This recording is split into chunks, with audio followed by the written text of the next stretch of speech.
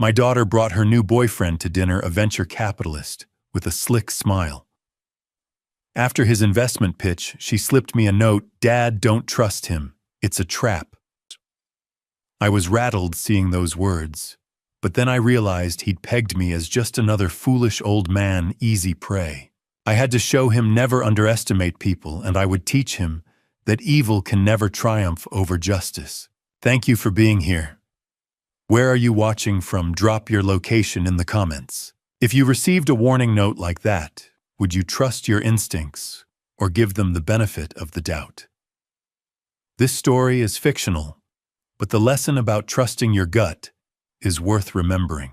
I've learned over the years that the most dangerous people often wear the warmest smiles. That thought crossed my mind as I sat across from Ethan Whitmore at Higgins' restaurant on a rainy Sunday evening in February, watching him charm my daughter with the kind of confidence that makes honest men uncomfortable. The restaurant hummed with Portland's dinner crowd, exposed brick Edison bulbs, the scent of wine and fresh bread. Rachel had chosen it for this introduction. Neutral ground, public, safe, or so she'd thought. "Mr. Sullivan, Rachel's told me so much about you." Ethan extended his hand across the table. 32 years old, tall, dark hair, charcoal suit that probably cost more than most people's rent. His grip was practiced, confident. Everything about him screamed success, everything except his eyes. When he thought no one was watching, they went flat. "Please call me Edward." I kept my smile easy. Retired cafe owner, harmless old man. That's what he needed to see. My daughter sat beside him, radiant in a burgundy dress. At 34, Rachel had built CyberShield from the ground up, a cybersecurity startup, 15 employees growing fast. She'd inherited Catherine's brilliance and my stubborn determination. A dangerous combination when targeted by the wrong person. "This is Diana Foster." Ethan gestured to the blonde woman beside him. "She's been mentoring Rachel on business development." Diana leaned forward, warm and enthusiastic. "Your daughter is exceptional, Mr. Sullivan. We're so excited about CyberShield's potential." Hannah, one of Rachel's engineers, sat quietly at the end of our table. The server brought appetizers. I'd ordered the steelhead trout. Ethan dissected a charcuterie board with commentary about each cheese performance of sophistication. "So, Edward," Ethan said casually, "Rachel mentioned you own a cafe in Eastmoreland, beautiful neighborhood. Those homes must be worth quite a bit now." There it was, the first probe. Sullivan's Corner. Nothing fancy, coffee and pastries. Opened it 5 years ago after I retired. I waved dismissively. "You don't want war stories from a former paper pusher." Rachel shot me a quick glance. She knew I was deflecting. Rachel clearly got her business acumen from somewhere. Ethan smiled. "That house, Bybee Boulevard area. What's it appraised at? 1.5, 1.6 million. Diana jumped in. "Ethan, you're doing it again, talking real estate at dinner." She laughed. How he sees investment opportunities everywhere. Speaking of which, Ethan pivoted to Rachel, pulling out his phone. "I've finalized the terms. $2.5 million for 30% equity in CyberShield." Rachel straightened. I watched the tension around her eyes. "Your trajectory is impressive," Ethan continued. "You're exactly what Apex Ventures looks for. We manage about 45 million across our portfolio." But Rachel wasn't smiling. "The equity percentage is higher than we discussed, and you mentioned additional terms. Standard protective provisions." Ethan's tone remained confident. "Given the investment size, we'd need collateral guarantees. Your South Waterfront condo would work. 650 appraisal right. And if Edward would co-sign with his property as additional security, we could close by Friday." The temperature in my chest dropped. He wanted our homes. Both of them. That's... Rachel began, but Diana cut in gently. I know it sounds aggressive, sweetie, but it's standard for Series A rounds. Pure formality insurance paperwork. You'll never actually be at risk. She squeezed Rachel's hand. I wouldn't steer you wrong. You know that. Rachel did know. Diana had been advising her for 6 months. Coffee dozens of times. Solid advice. She'd become a friend. That's what made her so effective. I watched Ethan watching me, calculating whether the old man would be a problem. I'm flattered, I said slowly. But Rachel's business is her domain. I stay in my lane.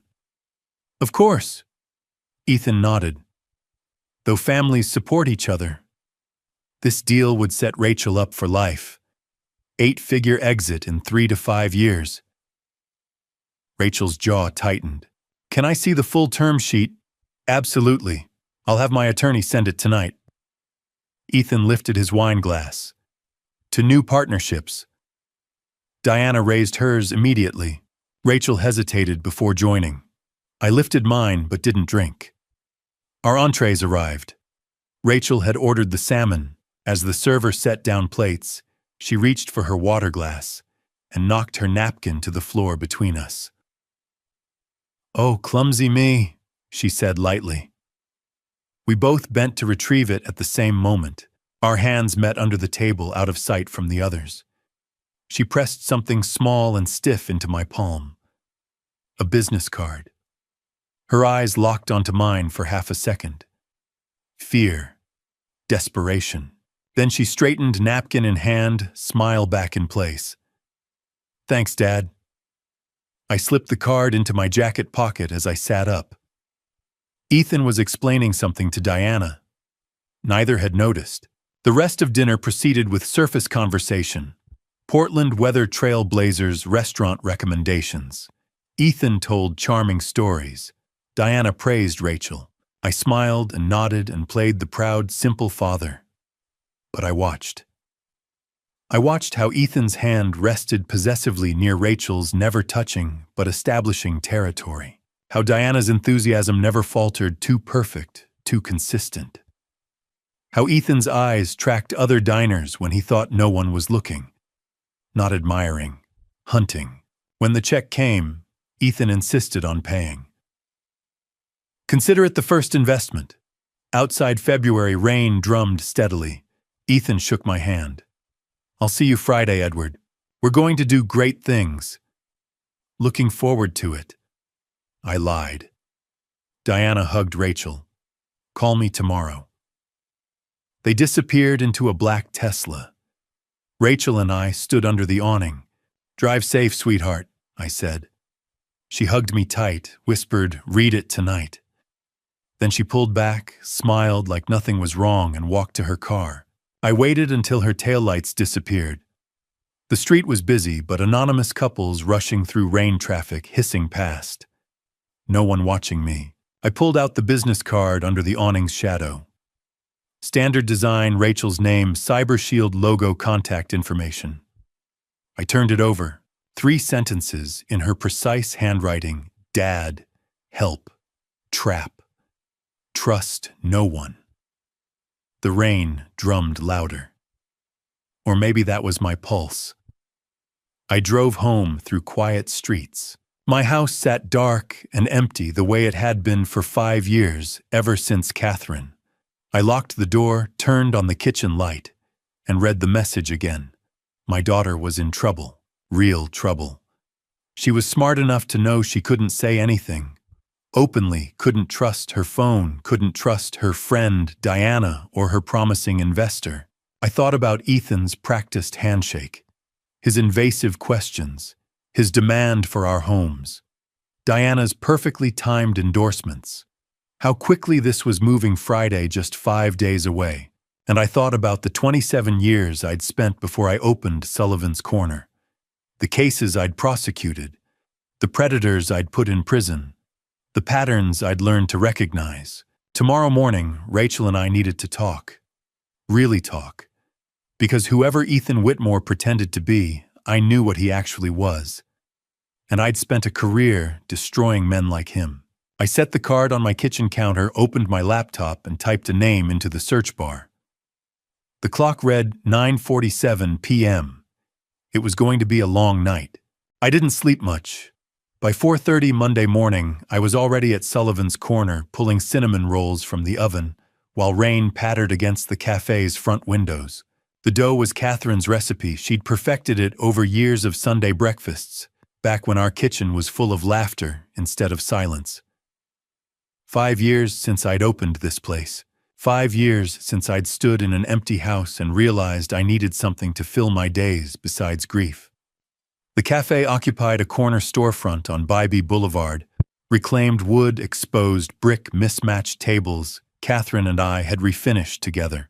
Her handwriting still covered the chalkboard menu, "Life's too short for bad coffee." I couldn't bring myself to erase it. By 6:15, morning regulars had started trickling in. I made their drinks on autopilot while my mind ran through everything I'd found last night. Ethan Whitmore's digital footprint was impressive. Too impressive. LinkedIn showing 8 years at Apex Ventures. Professional website. Media mentions. All of it could be manufactured. I'd seen it before. The bell chimed at 6:40. Rachel stepped inside.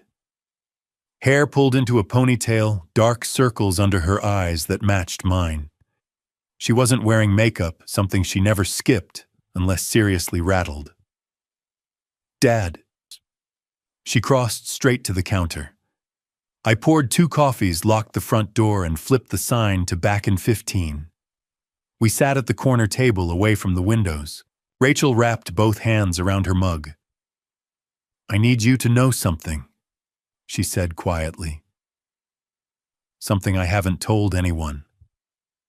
I waited. "I'm not just a tech founder." She met my eyes. "For the past 5 years, I've been an angel investor. I've done 12 deals, 800,000 deployed total." I blinked. "How much?" 800,000. "Returns have been good, 40% IRR. She showed me her phone. Companies I recognized. Due diligence notes that would impress any VC firm. I taught myself. I wanted to prove I could do it on my own terms. Pride swelled in my chest. So, when Ethan showed up, I knew immediately something was wrong. She swiped to his term sheet. His clauses are illegal. Liquidation preferences that would give him control at 30%. Drag-along provisions forcing me to sell. And the collateral requirement, "Dad, no real VC demands personal property." That's loan shark territory. "How long have you known?" 2 weeks. Diana kept pushing me to sign fast. I stalled, said I needed my father to review it. Her voice cracked. "I needed you to see him, to tell me if Mom's instincts came through." I squeezed her hand. "Your mother would be so damn proud of you." Rachel's eyes glistened. "I miss her." "Me too, sweetheart. Every day." We sat in silence. Then Rachel straightened. "So, what do we do?" I took a breath. Time for the truth. "Before I opened this cafe," I said slowly, "I was an assistant United States attorney. 27 years with the U.S. Attorney's Office. I prosecuted financial fraud, securities violations, white-collar crime." Rachel stared. "You were a federal prosecutor. 289 cases. 87% conviction rate. I put away Ponzi schemers, investment fraudsters, men who looked exactly like Ethan Whitmore." I leaned forward. "I retired in 2016 when your mother was diagnosed. She needed me home. We had 3 years before." I couldn't finish. Didn't need to. "Why didn't you tell me?" "Because I wanted to be just your dad. When Mom died, I couldn't go back to that world. The cafe gave me something gentle, a way to wake up without drowning. But you never stopped being that person, Rachel said. Last night I saw it. You were reading him like a case file, old habits. I managed a small smile. And yes, I saw exactly what he is. A predator. Rachel pulled up her phone. I looked him up. There's almost nothing before 2018. Like he didn't exist.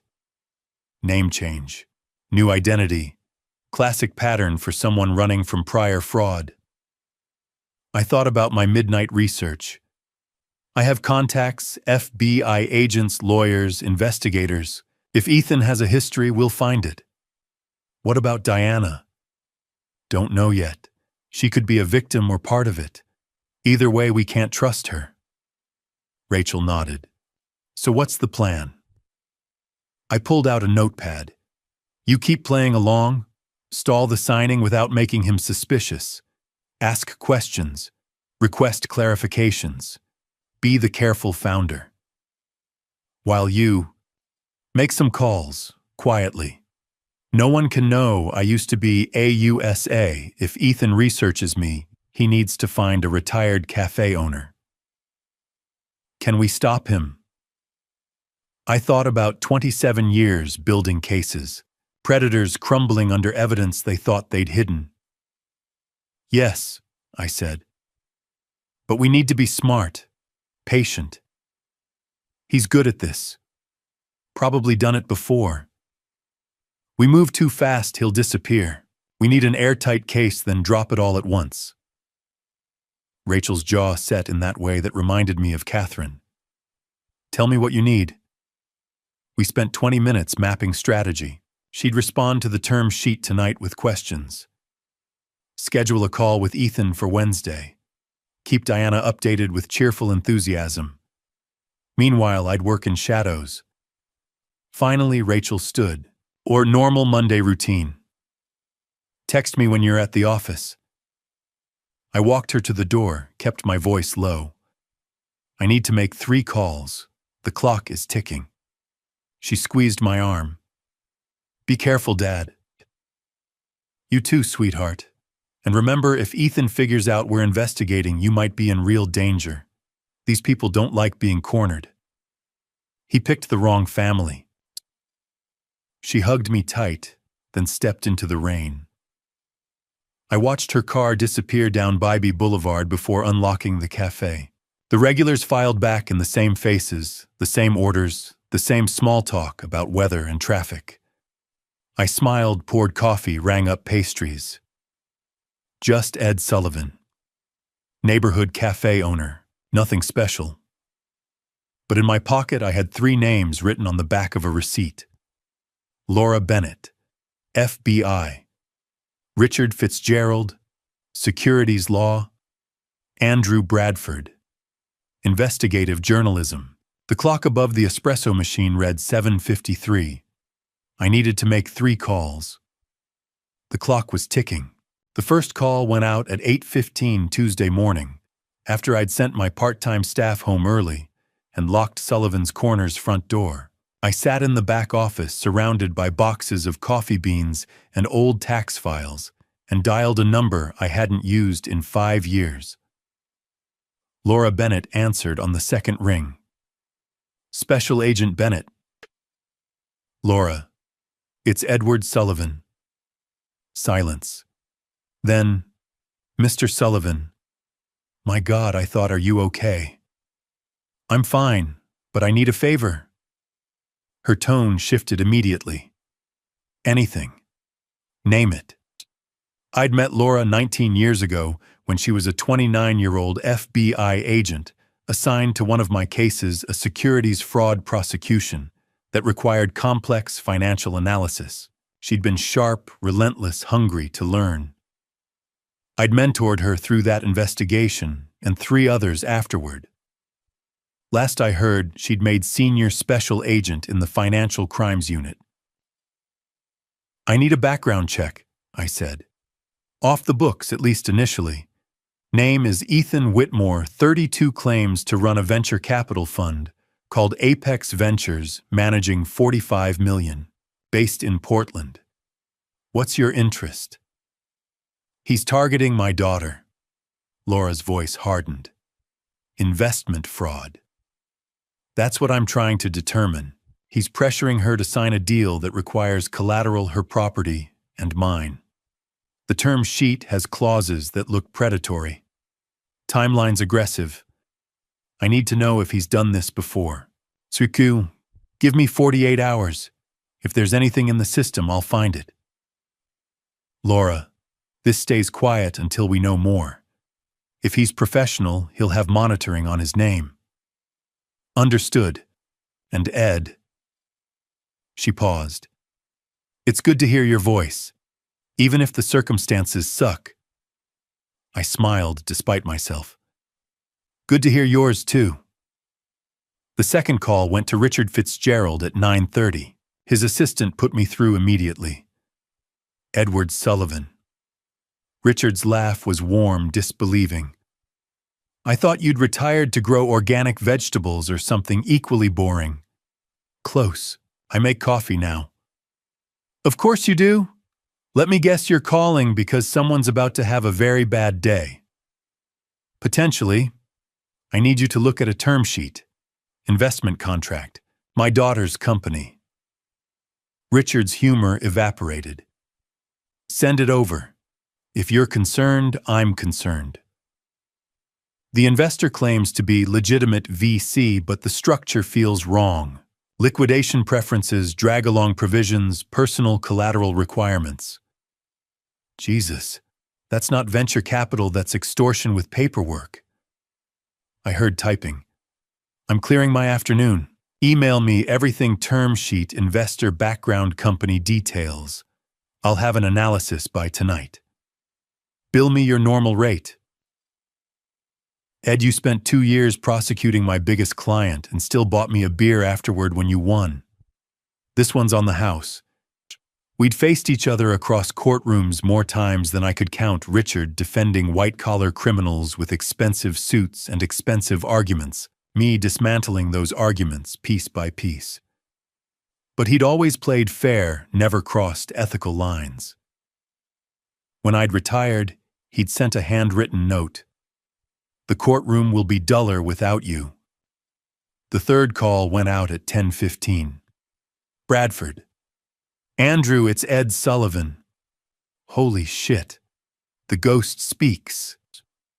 Andrew Bradford had the manic energy of someone who lived on coffee and conspiracy theories. Tell me you're calling with something good. I'm dying here covering city council meetings. How would you like to investigate a potential investment scam? I'm listening. Venture capital firm called Apex Ventures. 45 million fund or so, they claim. Run by someone named Ethan Whitmore. I need everything: SEC filings, corporate structure, past investments, anything that doesn't add up. What's the angle? He's targeting tech founders, young promising companies. Offers big money with terms that look wrong. Andrew's keyboard clattered in the background. Apex Ventures. I'm not seeing anything in the Business Journal archives. No press releases, no portfolio company announcements. For a $45 million fund, that's weird. They should be shouting from rooftops. Exactly. Give me a week. If this guy's dirty, I'll find the dirt. You've got 3 days. Even better. I love impossible deadlines. He paused. Ed, why do I get the feeling this is personal? Because you're a good reporter. Is Rachel okay? She will be. I hung up and stared at my phone. 3 calls. 3 people I trusted. 3 different angles of attack. Now I had to wait. That evening, Rachel texted me, date with E. Went fine. Got everything. I called her immediately. You're sure he didn't suspect? Positive. I played the eager founder. Asked about timeline, equity structure, collateral logistics. He ate it up. Her voice was steady, controlled. Dad, he's good. Charismatic patient always has an answer. If I didn't know better, I'd believe him. But you do know better. Yeah, and I have 47 minutes of recorded conversation proving he's pressuring me into a trap. Pride mixed with fear in my chest. Send me the file, encrypted. Already done. Dad, when he talked about the collateral, he smiled. Not a friendly smile, like he was imagining already owning our homes. My grip tightened on the phone. You did good, sweetheart. Now we wait for the FBI. Laura called Thursday morning at 6:43. I was opening the cafe, still half asleep. Ed, we need to talk. I locked the door again. What did you find? Ethan Whitmore doesn't exist before 2018. Not in any meaningful way. But Ethan Morgan, that's a different story. My pulse quickened. Go on. Legal name change filed in Nevada, March 2018. Before that, Ethan Morgan was a person of interest in an investment fraud case out of San Francisco. 2017 to 2018. Target was a young tech founder named Sarah Morrison and her father James. They lost $5 million. Criminal charges. Never filed. By the time the victims realized it was fraud, Ethan had moved money offshore and changed identities. Sarah's father, James Morrison, had a fatal heart attack 6 months after they lost everything. She was too devastated to pursue it further.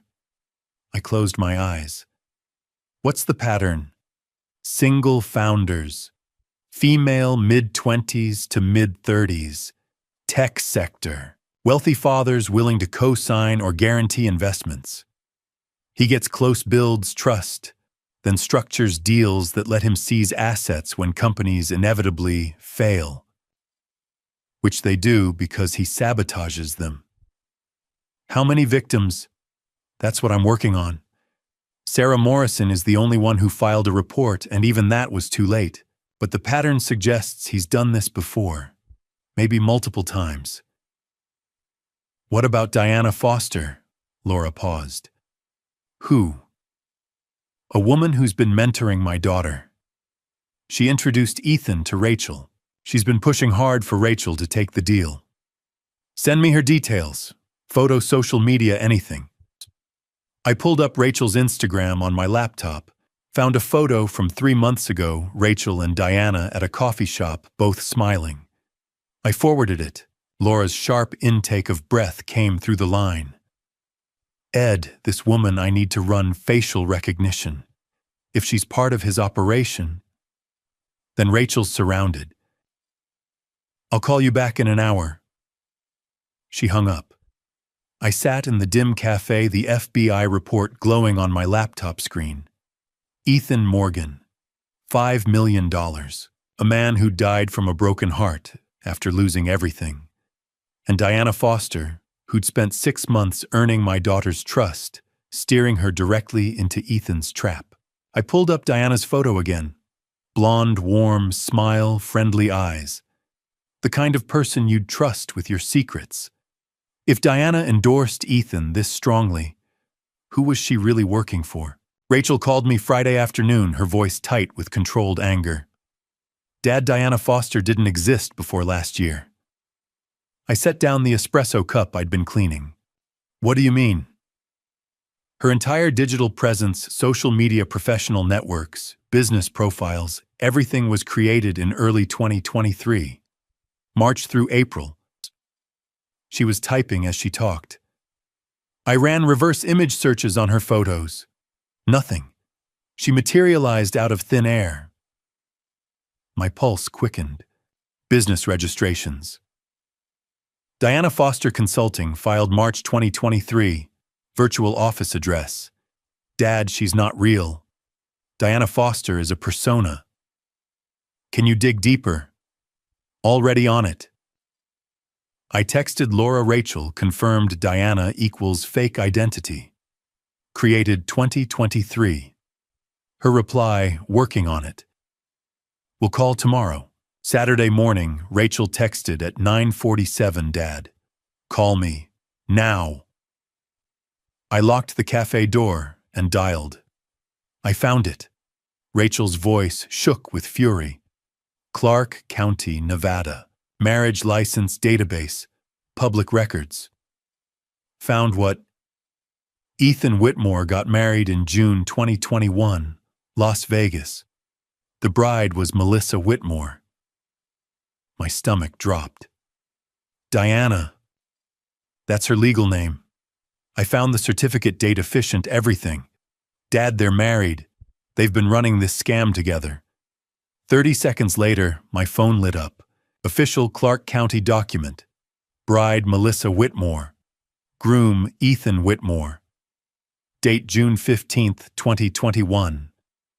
The woman who'd befriended my daughter over coffee, who'd given her business advice, who'd enthusiastically endorsed her own husband's predatory scheme.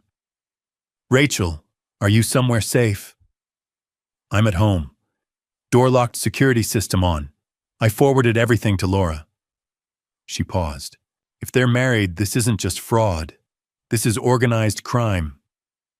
I know, sweetheart. Andrew Bradford's email arrived Sunday morning at 6:15. Apex Ventures equals Ghost Company. Ed, you were right. Apex Ventures is a shell. Website domain registered 2020. 0 CC filings. No Form D, no Form ADV. A legitimate $45 million fund would have extensive regulatory paperwork. Business address is a virtual office at Brewery Blocks, $89 per month. Phone traces to an untraceable virtual service. No press releases, no industry mentions before 2022. This venture capital firm doesn't exist. It's an elaborate stage set. I'm continuing to dig. Call me. Andrew. I forwarded it to Laura and Rachel, then stared at Catherine's photo on the wall. Watch what they do, not what they say, she'd always told Rachel. Ethan and Melissa had done this before. I was certain now.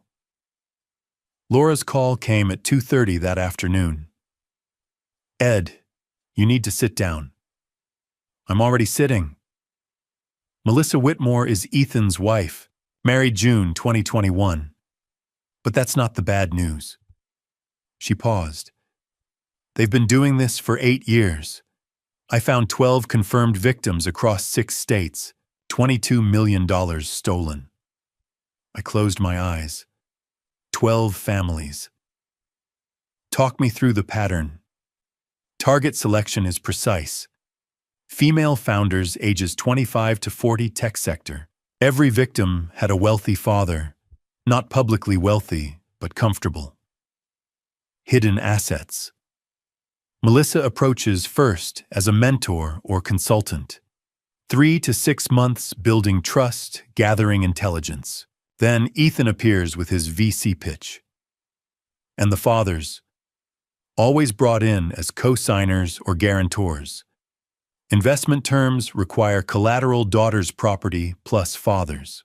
When companies fail because Ethan sabotages them, collateral is forfeit. Money moves offshore through shell companies. By the time victims realize it's a scam, they've disappeared. Name changes, new city, new victims. I thought about families destroyed. Give me examples. Sarah Morrison, 26, San Francisco, 2017 to 18. Father James, 59. Lost $3.1 million. James died of a heart attack 6 months later. Sarah was too traumatized to prosecute. Next. Jennifer Torres, 28, Austin, 2019. Father Carlos, 62. Lost $2.4 million. Carlos filed bankruptcy. And third, Amanda Richardson, 32, Denver, 2020 to 21. Father Robert, 67. Lost $4.2 million. Amanda hasn't spoken to her father in 3 years. The guilt destroyed their relationship. 12 daughters who'd trusted the wrong people. 12 fathers who'd lost everything. Ed, there's something else. A few victims mentioned a name, Victor Castellano. Possible connection to a larger network operating in 15 states. I pulled up the marriage license screenshot. Ethan and Melissa Whitmore smiling in a Las Vegas chapel, June 2021. 2 years of marriage. 8 years of destroying families together. Laura, I need everything. Victim statements, financial records, property transfers, shell company structures, every scrap of evidence. You're building a case. I spent 27 years as a federal prosecutor. I know how to build a case. I studied the certificate on my screen. If they're this organized, multiple identities, offshore accounts, shell companies' repeated pattern across state lines, this isn't just fraud. What are you thinking? I thought about the RICO cases I'd prosecuted, criminal enterprises, pattern of illegal activity through a continuing organization, 2 people, 8 years, 12 victims, $22 million, interstate operation. This is RICO, I said quietly. Federal conspiracy, organized crime. Laura was silent. Then, if you're right, we're talking 20 years minimum. Per count. They've destroyed 12 families. 1 man is dead. I looked at Catherine's photo. We're going to stop them. Permanently. If Rachel is their next target, if they realize you're investigating, I know. We move carefully. Build the case airtight before they suspect. I glanced at the calendar. Friday was the signing meeting. 5 days. How fast can you pull together victim documentation? 72 hours, maybe less. After we hung up, I sat in the quiet cafe and thought about the 2 predators circling Rachel. Ethan with his practiced handshake. Melissa with her warm smile and carefully constructed friendship. They'd spent 8 years perfecting their system, identifying targets, building trust, stealing everything, disappearing. But they'd made one mistake. They'd chosen the wrong family. I pulled out my notepad and started writing. Victim names, amounts, dates, patterns, 12 families, $22 million, 8 years. This was RICO, federal conspiracy, and I was going to destroy them. Richard Fitzgerald's office occupied the 19th floor of a glass tower in downtown Portland, floor-to-ceiling windows overlooking the Willamette River. The conference room table was buried under documents, FBI reports, term sheets, victim statements, financial records. A whiteboard on the wall displayed a timeline in Richard's neat handwriting, 8 years, 12 victims, $22 million. I sat across from Richard, Rachel beside me. None of us had slept much. All right, Richard tapped his pen against a legal pad. Let's talk about what we have and what we need. He'd spent Sunday night reviewing everything Laura had sent. Now Monday morning, he looked like a lawyer preparing for the trial of his career, which in a way he was. Evidence of wire fraud solid. Ethan's emails contained false representations about Apex Ventures' fabricated portfolio companies' forged credentials. That's 18 counts minimum across 12 victims. Conspiracy, I asked. Also solid. The marriage license proves Ethan and Melissa have been operating as partners since at least 2021. Melissa's fake identity as Diana Foster establishes knowing participation in the scheme. Add Rachel's recordings of their coordinated pitch, that's textbook conspiracy. Identity theft. Melissa created a false persona with business registrations, social media presence, professional credentials. Clear violation of federal identity theft statutes. Rachel leaned forward. So we have them. Why do we need a trap? Richard set down his pen. Because right now we have historical evidence. Past crimes, past victims. To make a RICO case stick, to prove this is an ongoing criminal enterprise, we need to catch them in the act. Real-time predicate offenses. And financial crimes aren't enough, Rachel asked. They are technically, but… Richard glanced at me. Ed, you prosecuted RICO cases. Tell her. I thought about the mobsters I'd put away. The organized fraud rings, the networks that had seemed untouchable until we found the right leverage. RICO requires a pattern of racketeering activity, I said. Minimum 2 predicate acts within 10 years. We have that. But the strongest RICO cases, the ones that get 20-year sentences that survive appeals, involve serious crimes. Violence, extortion, attempted harm. I met Rachel's eyes. If we can prove Ethan and Melissa are willing to hurt people to protect their operation, we don't just have fraud. We have a violent criminal enterprise. You think they'll try something? They've been doing this for 8 years. They've stolen $22 million. They know how to identify threats and eliminate them. I paused. One victim's father died of a heart attack. Another victim attempted… I stopped choosing my words carefully. They've left casualties. If they feel cornered, they'll escalate. Richard nodded. Which brings us to the trap. Ed proposed it last night. I think it's risky, but it might work. Walk me through it, Rachel said. I pulled out my notepad. You text Ethan today. Enthusiastic message. Dad finally agreed. Let's celebrate before Friday's signing. Suggest dinner tomorrow night, Tuesday. High-end restaurant, public place. You, me, Ethan, Melissa. Like the first dinner. Exactly. But this time you're wearing a wire. FBI-provided audio recorder hidden. Your phone on the table as backup recording app running. You're taking notes about the deal.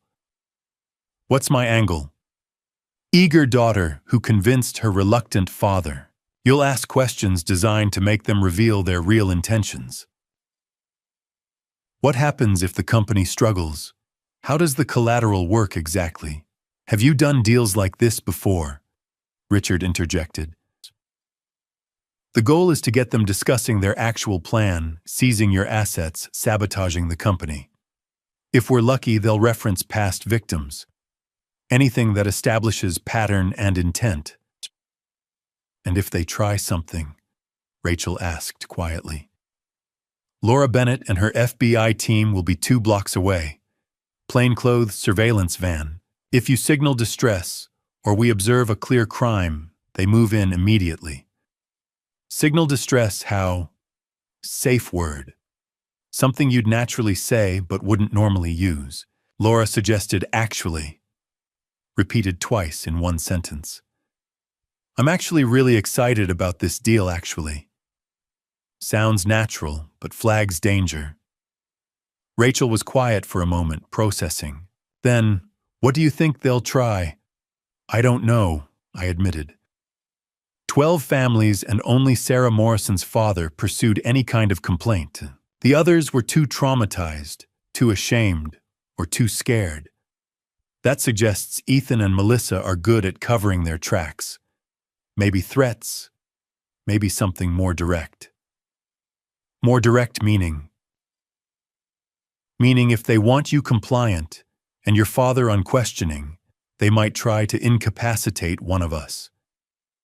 Drug someone's drink, create confusion, establish control. I looked at my daughter, which is why this is dangerous. We're essentially giving them opportunity and motive. Richard leaned back in his chair. From a legal standpoint, we're on solid ground. Oregon is a one-party consent state for recording. You're consenting, so anything captured is admissible. The restaurant is public space, no expectation of privacy. FBI presence is precautionary, not entrapment. But, Rachel prompted. But you're not law enforcement. You don't have a badge, tactical training, or legal protection if things go sideways. If Ethan figures out what you're doing… Richard's voice was grave. Ed, you know what I'm about to say. I did. If Ethan suspects anything, Rachel could be in real danger. The conference room was silent except for the muted hum of downtown traffic 19 floors below.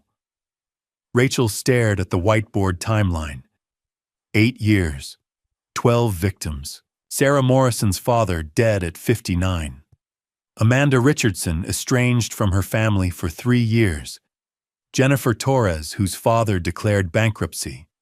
They've done this 12 times, Rachel said finally. 12 families destroyed. And they were going to make mine number 13. She turned to me. Dad, I'm not backing down. I can do this, Rachel. I've spent 6 months with Melissa. I know how she operates. I've watched Ethan pitch. I know his tells, his rhythms, his pressure tactics. Her voice was steady, controlled. I've negotiated 50 term sheets. I've handled aggressive VCs, predatory investors, founders trying to manipulate me. I can play this role. This isn't a negotiation. These are criminals. I know. Which is why I'm the only one who can bait the trap. She met my eyes. You taught me to think strategically, to assess risk, to protect what matters. She gestured at the documents covering the table. This matters. Stopping them matters. Making sure they never do this to another family matters. I thought about Catherine, about the values we'd tried to instill in Rachel: courage, justice, protecting the vulnerable. I'd spent 27 years putting predators in prison. Now my daughter wanted to help me catch 2 more. But the predators I'd prosecuted had never been targeting my child. Richard's phone buzzed. He glanced at it. Laura's outside. I asked her to join us for the technical planning. All ready? Rachel asked. If we're doing this tomorrow night, we need today to prepare. Wire fitting, safe words, contingency protocols, surveillance positioning. Richard stood. But before Laura comes in, I need both of you to understand something. Once we set this in motion, there's no stopping it. Rachel will be exposed. If Ethan and Melissa realize what's happening, they could run, destroy evidence, or hurt Rachel. I finished. Yes. I looked at my daughter. 34 years old. Brilliant, capable, determined. The little girl who used to beg me for bedtime stories about courtroom victories had grown into a woman willing to face down criminals to protect her family. Are you absolutely sure you can do this? I asked. Rachel's jaw set in that way that reminded me so much of Catherine, the expression that meant she'd already made up her mind and nothing would change it. Dad, I've closed 50 term sheets. I can handle 1 con artist. The restaurant was the kind of place where entrees cost $50, and the wine list required a sommelier. Dim lighting, white tablecloths. A corner booth Ethan had specifically requested, secluded enough for private conversation, public enough to seem legitimate. I felt the wire taped against my ribs beneath my shirt. FBI provided smaller than a breath mint, transmitting everything to Laura's team 2 blocks away. Across from me, Rachel wore hers, hidden in a pendant necklace. To anyone watching, we were a father and daughter celebrating a business deal with her investor and his colleague. Only we knew we were walking into a trap we'd set ourselves. Melissa Diana, as Rachel still called her, sat to my left, warm and enthusiastic as always. Ethan sat across from her beside Rachel, his charming smile never quite reaching his eyes. So, Friday at 2 p.m., Ethan said, cutting into his steak. My office, 18th floor, brewery blocks. Bring your ID, Edward. We'll need it for the notarization. Of course. I played the eager father. I'm just grateful Rachel has someone like you backing her vision. Cyber Shield is special. Rachel's special. He turned to my daughter. Your attorney should have the final documents by Thursday morning. Timeline's tight, but we want to close before another fund tries to poach you. Rachel nodded, playing her part perfectly. I'm ready. Dad and I both are. Melissa raised her wine glass. To new partnerships, and to fathers who support their daughters' dreams. We all drank. The wine was excellent, a Willamette Valley Pinot Noir, that probably cost more than I made in a day at Sullivan's Corner. You know, Ethan said casually, turning to me, you must have done quite well in your corporate days. That neighborhood Eastmoreland isn't exactly entry-level. I shrugged, playing modest. Careful saving, lucky timing on some investments. Modest. Ethan's smile widened. That area's been appreciating 20% annually. Your home alone must be worth what, 1.6 million. Here was the moment. The bait Richard and I had planned. Well, between my late wife's life insurance, some family inheritance, and those lucky investments, I paused as if embarrassed. Let's just say I'm comfortable. Maybe 7.2 million liquid, give or take. Ethan and Melissa exchanged the briefest glance. Greed naked and raw before their masks snapped back into place. That's wonderful, Melissa said warmly. Financial security at your age, that's the dream. Our entrees arrived. The waiter made a production of presenting each plate, grinding fresh pepper, refilling water glasses. During the flurry of activity, I saw it, Melissa's hand reaching across the table toward the breadbasket. Natural movement. Except her other hand, the one hidden by her napkin, passed over my wine glass. A quick tilt of her wrist. Something dropped into the dark red liquid. She withdrew smoothly, picked up a roll, smiled at something Ethan was saying. My heart hammered against the wire. 27 years as a prosecutor, I'd heard about this. Rohypnol, GHB, any number of sedatives used to incapacitate targets. Colorless, tasteless, dissolved in wine within seconds. They were trying to drug me. I kept my expression neutral, cutting into my salmon. Across from me, Rachel's eyes met mine. She'd seen it too. Her jaw tightened almost imperceptibly. Oh, clumsy me. Rachel knocked her napkin to the floor. Dad, can you help? We both bent down, breaking line of sight from Ethan and Melissa. She drugged your glass, Rachel whispered, barely audible. I'm switching them. I nodded once. We straightened. Rachel reached for the water pitcher, creating motion and distraction. Let me pour everyone more water. In the movement, glasses shifted. Rachel's hand passed over mine, sleight of hand smooth. When the motion stopped, my wine glass sat where hers had been. The tainted glass now sat in front of my daughter, who would not drink from it. Thank you, sweetheart. I lifted my glass, Rachel's clean one, and took a deliberate sip. Melissa watched me, waiting. 20 minutes later, right on schedule for Rohypnol's onset, I let my words slur slightly. Wow, this wine is strong. Edward, are you all right? Melissa's voice dripped with false concern. I blinked, shook my head as if clearing it.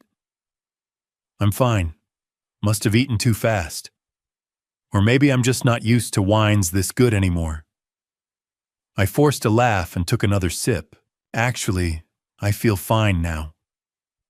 Frustration flickered across Melissa's face. Just for a second, just long enough for Rachel's wire to catch it. The rest of dinner proceeded with surface conversation. Ethan discussed CyberShield's growth projections. Melissa praised Rachel's leadership. I played the proud, slightly tipsy father who'd maybe had one glass too many, but was recovering fine. All the while, the tainted wine glass sat untouched in front of Rachel, evidence of attempted murder waiting to be collected. When dinner ended, Rachel made a show of cleaning up a spilled napkin, wrapping the wine glass inside it, and dropping everything into her large purse. I saw her hand move to the edge of the tablecloth, near where my original glass had been, folding a corner into her bag as well. Evidence secured. Chain of custody maintained. FBI would have everything they needed. Outside, we said our goodbyes. Ethan shook my hand. Friday, 2 p.m. Don't be late. Wouldn't miss it for the world. I promised. They drove away in their Tesla. Rachel and I stood in the rain until their taillights disappeared. Then she pulled out her phone and texted Laura, package secured. Dad's safe. Wednesday morning, Laura called at 6:30. Ed, the lab, ran the glass overnight. And flunitrazepam, 2.5 milligrams. Enough to incapacitate an adult male for hours. Combined with alcohol, it could have been fatal. Her voice was tight with anger. Melissa Whitmore's fingerprints are on the glass stem. We have her. I sat at Sullivan's Corners counter, the cafe still dark and locked, and felt 27 years of prosecutorial instinct crystallize into cold certainty. Wire fraud, conspiracy, identity theft, interstate racketeering, and now attempted murder. We have them for attempted murder, I said quietly. Tomorrow we finish this.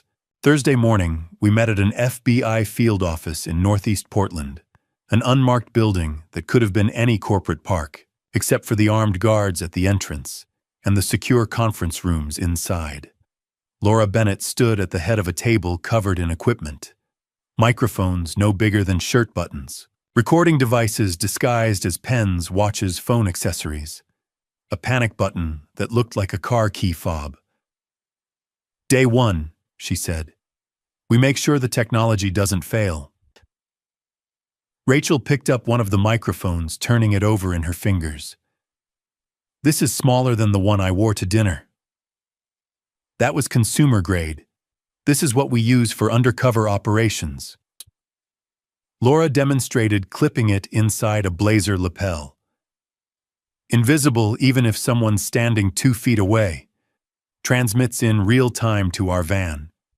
Battery life, 4 hours. The meeting won't last 4 hours, I said. No, but we plan for worst case. Laura handed Rachel a blazer. Put this on. Let's test placement and movement. For the next 2 hours, Rachel practiced. Walking, sitting, gesturing, making sure the microphone stayed hidden and the audio stayed clear. I watched from the observation room, listening through headphones, as her voice came through with perfect clarity. Laura taught her the signals. Distress phrase, I'd like to call my lawyer. Panic button press once SWAT deploys in 90 seconds. Abort mission, Edward scratches his right ear twice. What if Ethan asks to see my phone? Rachel asked. Recording app looks like a clock widget. He won't notice. Laura's expression was serious. But Rachel, if at any point you feel unsafe, you use the panic button. Pride isn't worth your life. Friday brought the tactical briefing. 6 people in tactical gear filled the conference room, Laura's SWAT team. Body armor, helmets, weapons I recognized from my prosecutorial days. These weren't the agents who investigated white-collar fraud. These were the ones who breached doors and neutralized threats. Brewery blocks, 1800 block Northwest 13th. Laura said, pulling up building schematics on a screen. 18 floors. Suite 1804. 2 exits, main elevator and fire stairs on the east side. One of the SWAT agents, Torres, according to his name tape, pointed at the floor plan. Glass walls here. If we see a weapon or imminent threat, we go loud immediately. Otherwise, we wait for the signal. What's the signal? Rachel asked. You say, I'd like to call my lawyer. Or you press the panic button. Or we lose audio for more than 15 minutes and can't re-establish contact. Where will you be? 2 blocks away. Northwest 11th and Everett. Van looks like a plumbing contractor. We'll have 2 plainclothes agents in the building, 1 in the lobby, 1 on the 17th floor stairwell. You're covered. I'd prosecuted cases with SWAT support before. I knew how fast they could move, how overwhelming their presence was. But knowing my daughter would be in a room with two criminals while we waited for the right moment to intervene, that was different. "What if he runs?" I asked. "Then he runs into us," Torres said simply. "Nobody gets out of that building once we're deployed." Saturday, we met at Richard's office. The conference table looked like a war room. Marriage license blown up to poster size. Ethan Whitmore and Melissa Whitmore, June 15, 2021. Victim list 12 names with dates and amounts. Toxicology report. Melissa's fingerprints circled in red. Audio files queued on a laptop ready to play. "This is what you'll present," Richard said, handing me a leather portfolio. Order matters. Start with the marriage license establishes the conspiracy. Then the victim pattern establishes RICO enterprise. Then the toxicology report proves violent intent. Then the recordings lets them hang themselves. I reviewed each document, my prosecutor's brain automatically organizing the narrative. Hook evidence pattern conclusion. I'd done this 289 times before, but never with my daughter as the bait. "When do I reveal my identity?" I asked. "After Rachel's initial questions," Richard said. "Let her establish that she knows something's wrong. Then you drop the hammer." "I'm not just a cafe owner. I'm Edward Sullivan, retired assistant U.S. attorney." Watch their faces. That's when they'll realize the trap. What if they lawyer up immediately? They will. Doesn't matter. By then the FBI will be in the room. They can't unincriminate themselves. Richard leaned back in his chair. "Ed, this is the strongest case I've ever seen. Wire fraud, conspiracy, identity theft, attempted murder, RICO. You've built something prosecutors dream about. I just want my daughter safe." "She will be. We'll make sure of it." Sunday evening, Rachel came to my house in Eastmoreland. We sat at the kitchen table, the same table where Catherine and I had shared breakfast for 30 years, where Rachel had done her homework as a kid, where I'd told my daughter her mother was gone. "Dad, what if I freeze?" Rachel's hands wrapped around her coffee mug, knuckles white. "What if seeing them face to face makes me forget everything we planned?" I thought about Catherine, about the night before my biggest trial, a $120 million Ponzi scheme, 200 investors destroyed when I'd sat at this same table paralyzed with doubt. Catherine had made me tea, sat across from me. Let the silence settle before she spoke. "Ed, you have the truth. They have lies. The truth doesn't need theatrics. It just needs to be spoken." She'd called truth the best armor. Nothing could penetrate it. I told Rachel that story now. "Your mother faced something scarier than Ethan Whitmore. Cancer. 3 years of fighting something she couldn't negotiate with or outsmart. And she taught you how to face hard things. I miss her. Me too. Every day." I reached across the table, took Rachel's hand. "But she's in this with us. Her wisdom, her courage. You're not performing tomorrow. You're not pretending. You're revealing what is." Ethan and Melissa have built 8 years of lies. All you have to do is tell the truth, and their entire structure collapses. Rachel was quiet for a moment. Then she squeezed my hand. "Mom's armor. The best there is."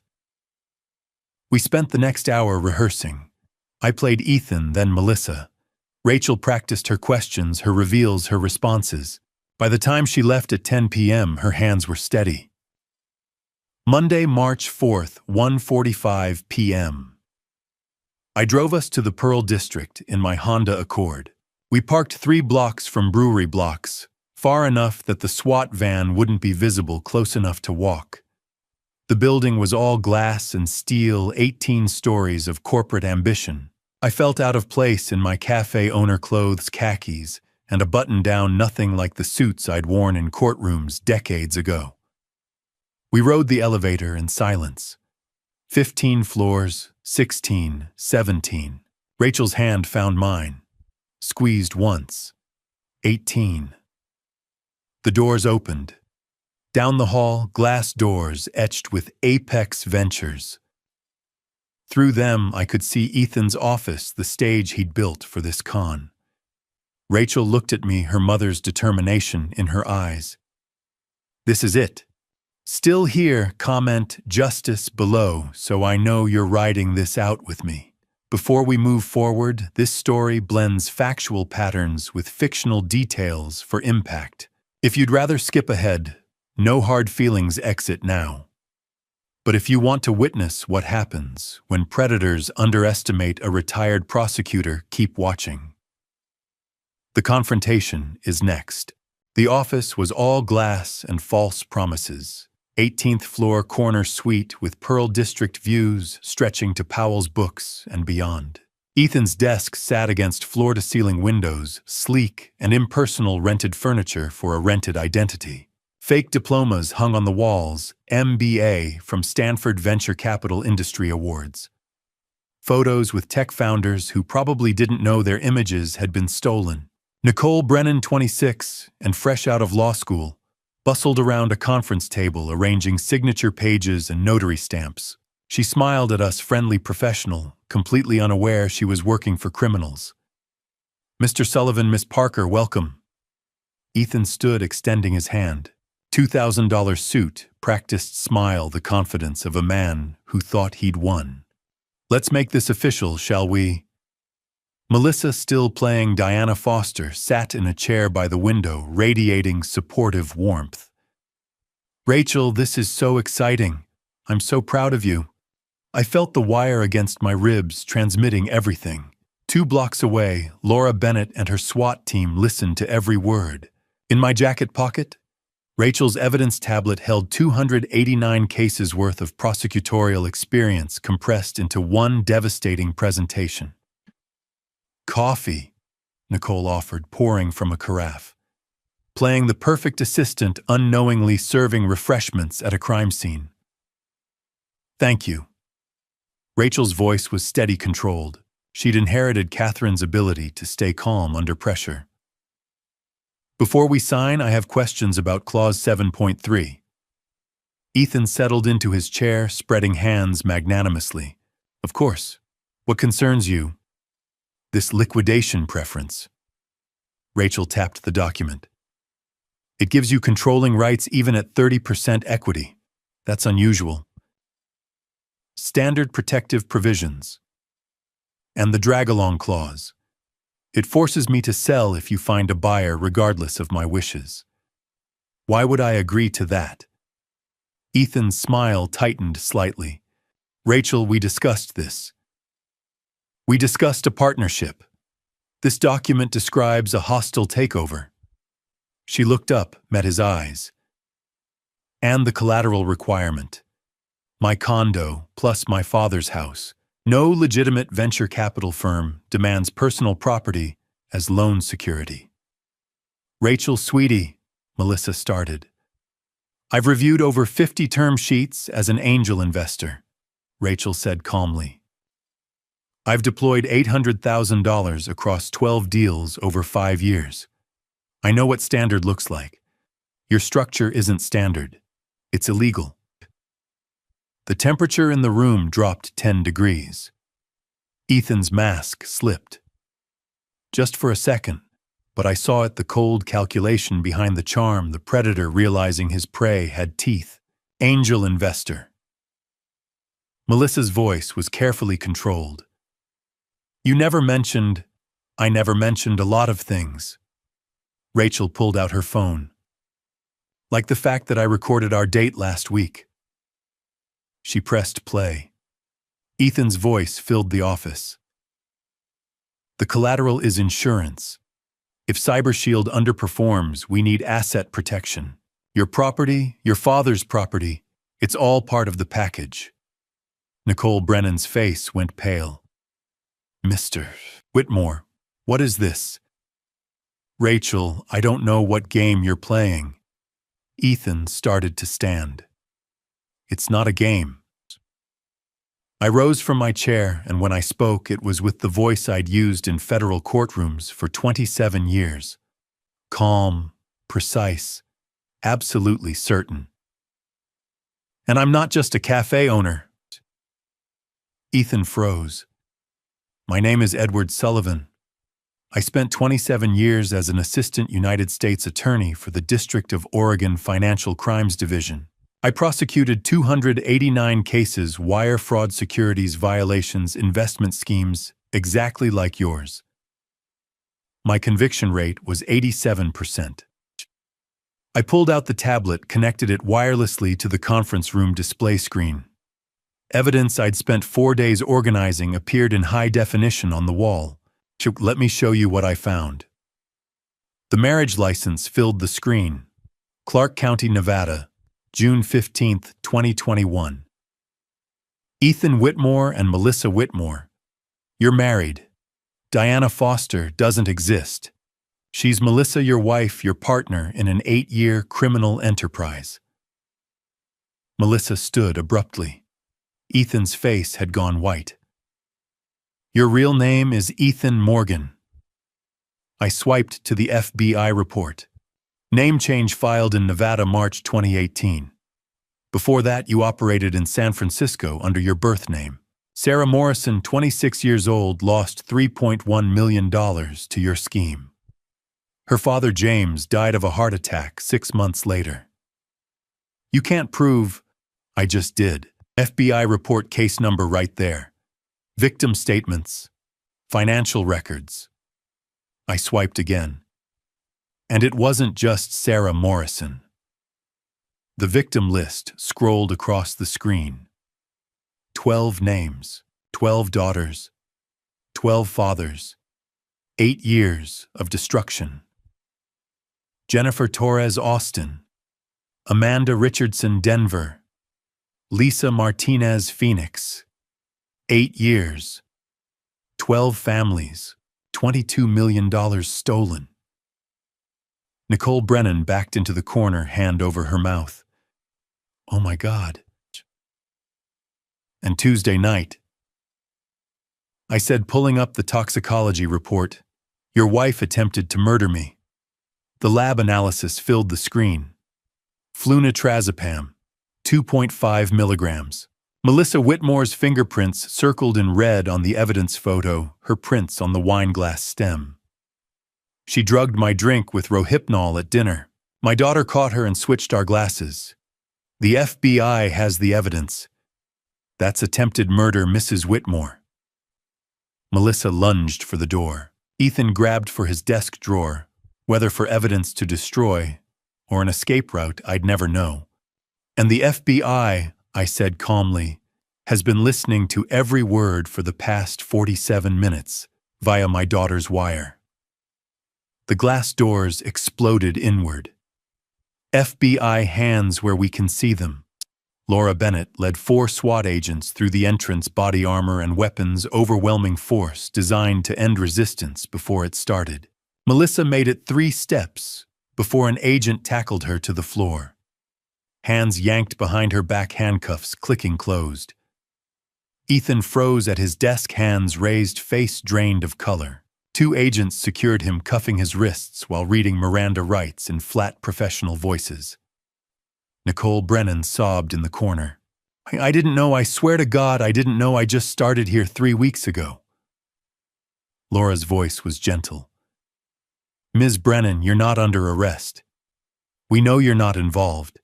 An agent will take your statement. Rachel collapsed into her chair, adrenaline finally catching up.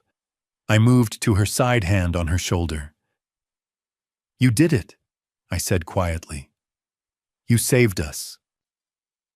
Laura approached, removing her tactical vest. Clean arrests.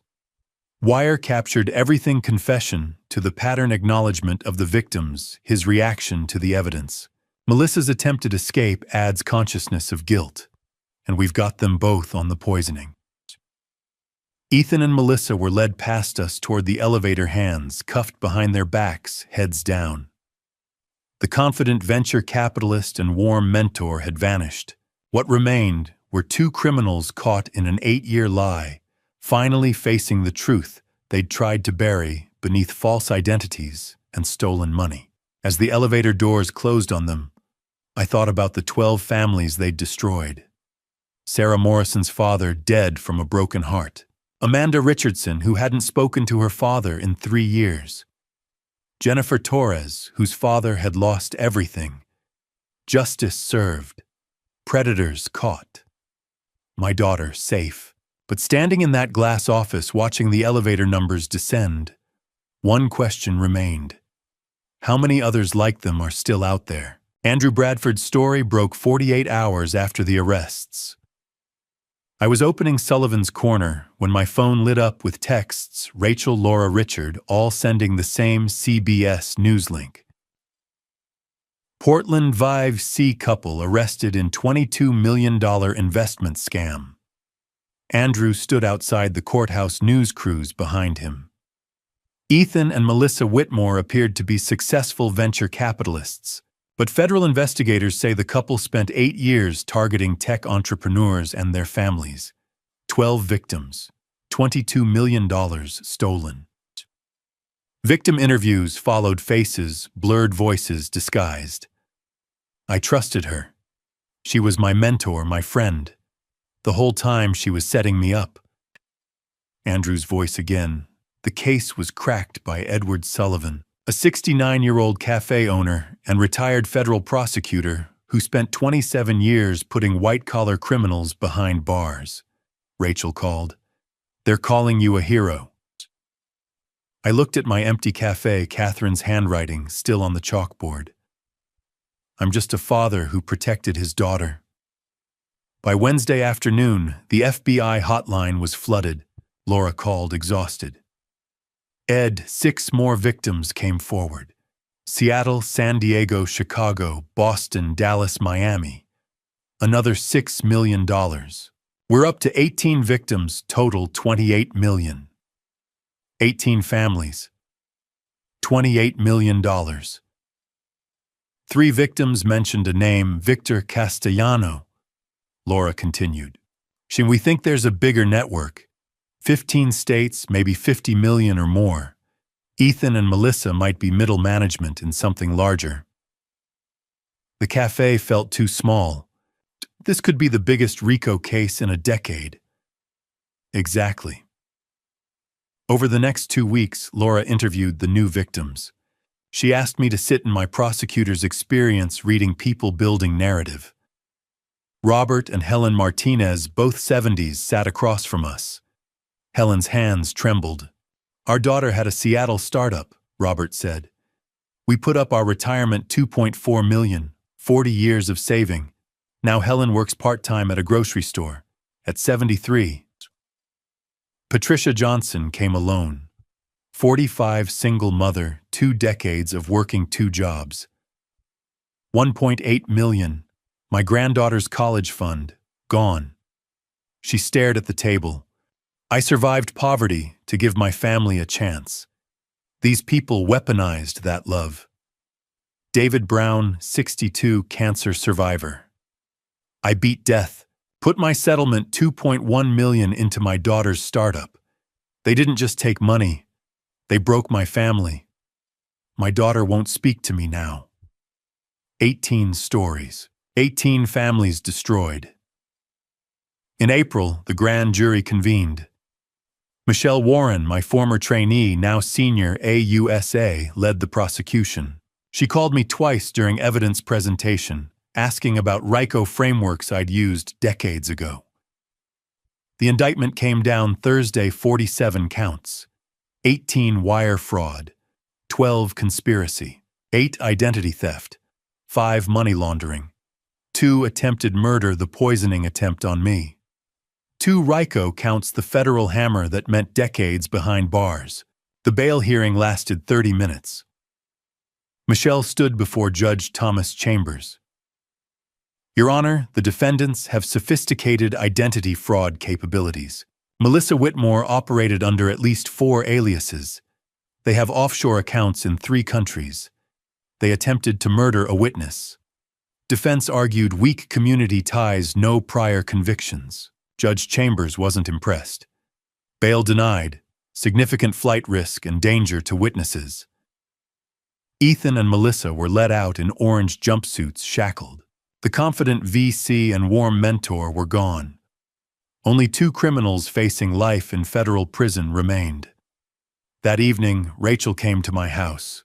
We sat at the kitchen table, Catherine's photo watching from the wall. Rachel stared at untouched coffee. "Dad, I brought them into our lives." Rachel. Those 6 new families. Emily's grandmother at 73. Patricia's granddaughters. If I'd seen the signs earlier. Stop. I took her hand. You did see them. That's why you passed me the note. Why you recorded Ethan. Why you swapped glasses when Melissa drugged me. But if I'd acted sooner, 18 families could have been 50. You drew the line, sweetheart. I squeezed her hand. Survivor's guilt is natural. But guilt belongs to them, not to the person who stopped them. Rachel's eyes filled. I keep thinking about Patricia's granddaughters. Helen working at a grocery store. I know. I looked at Catherine's photo. Your mother said bearing witness to suffering is part of justice. We don't look away. We remember. And we make sure those who caused it face consequences. 47 counts. They'll spend their lives in prison because you were brave enough to ask for help. Late April, Laura called as I closed the cafe. Ed, this is bigger than we thought. Michelle Warren wants you to consult on trial prep. I locked the door. Consult how? Expert witness on RICO, case strategy, jury selection. Michelle said, I'm quoting, I want Ed Sullivan's brain in the war room. Through the window, rain fell on Bybee Boulevard. 5 years ago, I'd opened this place to escape my career's weight, to find something gentle after Catherine. Now, 18 families needed justice. The skills I'd spent 27 years honing were being called back. When does trial prep start? Monday, U.S. Attorney's Office, downtown. I thought about Ethan and Melissa in detention. Victor Castellano still running his network. Families shattered by predators who weaponized love and ambition. Tell Michelle I'll be there. I arrived at the Marco Hatfield United States Courthouse at 8:15 on Monday morning, April the 22nd, 2024. The building rose 15 stories above Southwest 3rd Avenue, all granite and glass, a monument to federal authority in the heart of Portland. Spring had arrived. The city was in full bloom, and so was justice. Michelle Warren met me in the lobby. At 39, she carried herself with the quiet confidence I remembered from her first year as an assistant U.S. attorney a decade ago. She had been sharp then. Now she was formidable. Ready, Ed? She asked. Always, I said. We took the elevator to the 15th floor. Courtroom 15. A was everything a federal courtroom should be: oak paneling, high ceilings, the seal of the United States mounted behind the bench. 60 seats in the gallery, all occupied. Rachel sat in the front row, her hands folded in her lap. Laura Bennett sat 2 rows back, her FBI credentials clipped to her belt. Andrew Bradford occupied the press box, notepad open. At the defense table, Ethan Whitmore sat in a charcoal suit, his face pale and thin. Beside him, Melissa wore a gray dress, her expression carefully blank. Their attorneys, Mark Holloway, for Ethan, Jennifer Reyes, for Melissa, shuffled papers and whispered. At 9:02, the door behind the bench opened. All rise, the clerk called. The Honorable Thomas Chambers presiding. Judge Chambers was 62, a Reagan appointee with silver hair and a reputation for efficiency. He took his seat, adjusted his glasses, and looked out over the courtroom. Be seated, he said. We are here in the matter of United States versus Ethan Whitmore and Melissa Whitmore. Criminal case number CR 24378. Counsel, are you ready to proceed? Yes, Your Honor, Michelle said. Yes, Your Honor, Holloway echoed. The clerk swore in the jury, 12 citizens, 4 women, and 8 men, ages ranging from 28 to 67. An engineer, a teacher, 2 nurses, an accountant, a retired postal worker. Ordinary people asked to weigh extraordinary crimes. Michelle rose for her opening statement. Ladies and gentlemen of the jury, she began. Over the next 4 weeks, you will hear evidence of a crime that spans 8 years, 8 states, and 18 families. You will hear how the defendants Ethan Whitmore and Melissa Whitmore weaponized hope. They targeted young women who dared to dream, who built companies and sought investment. They posed as venture capitalists. They demanded collateral not just from the founders, but from their fathers. And when those fathers signed, the defendants stole everything. She walked to the evidence table and lifted a poster board. 18 faces stared out, founders and fathers, mothers and daughters. $28 million, Michelle continued. Stolen through wire fraud, conspiracy, identity theft, and money laundering. And when one victim's family came close to discovering the truth, the defendants attempted murder. She let that sink in. You will hear from FBI agents who traced the money through shell companies in the Cayman Islands, the British Virgin Islands, and Delaware. You will hear from toxicology experts who analyzed a wine glass laced with a dangerous sedative.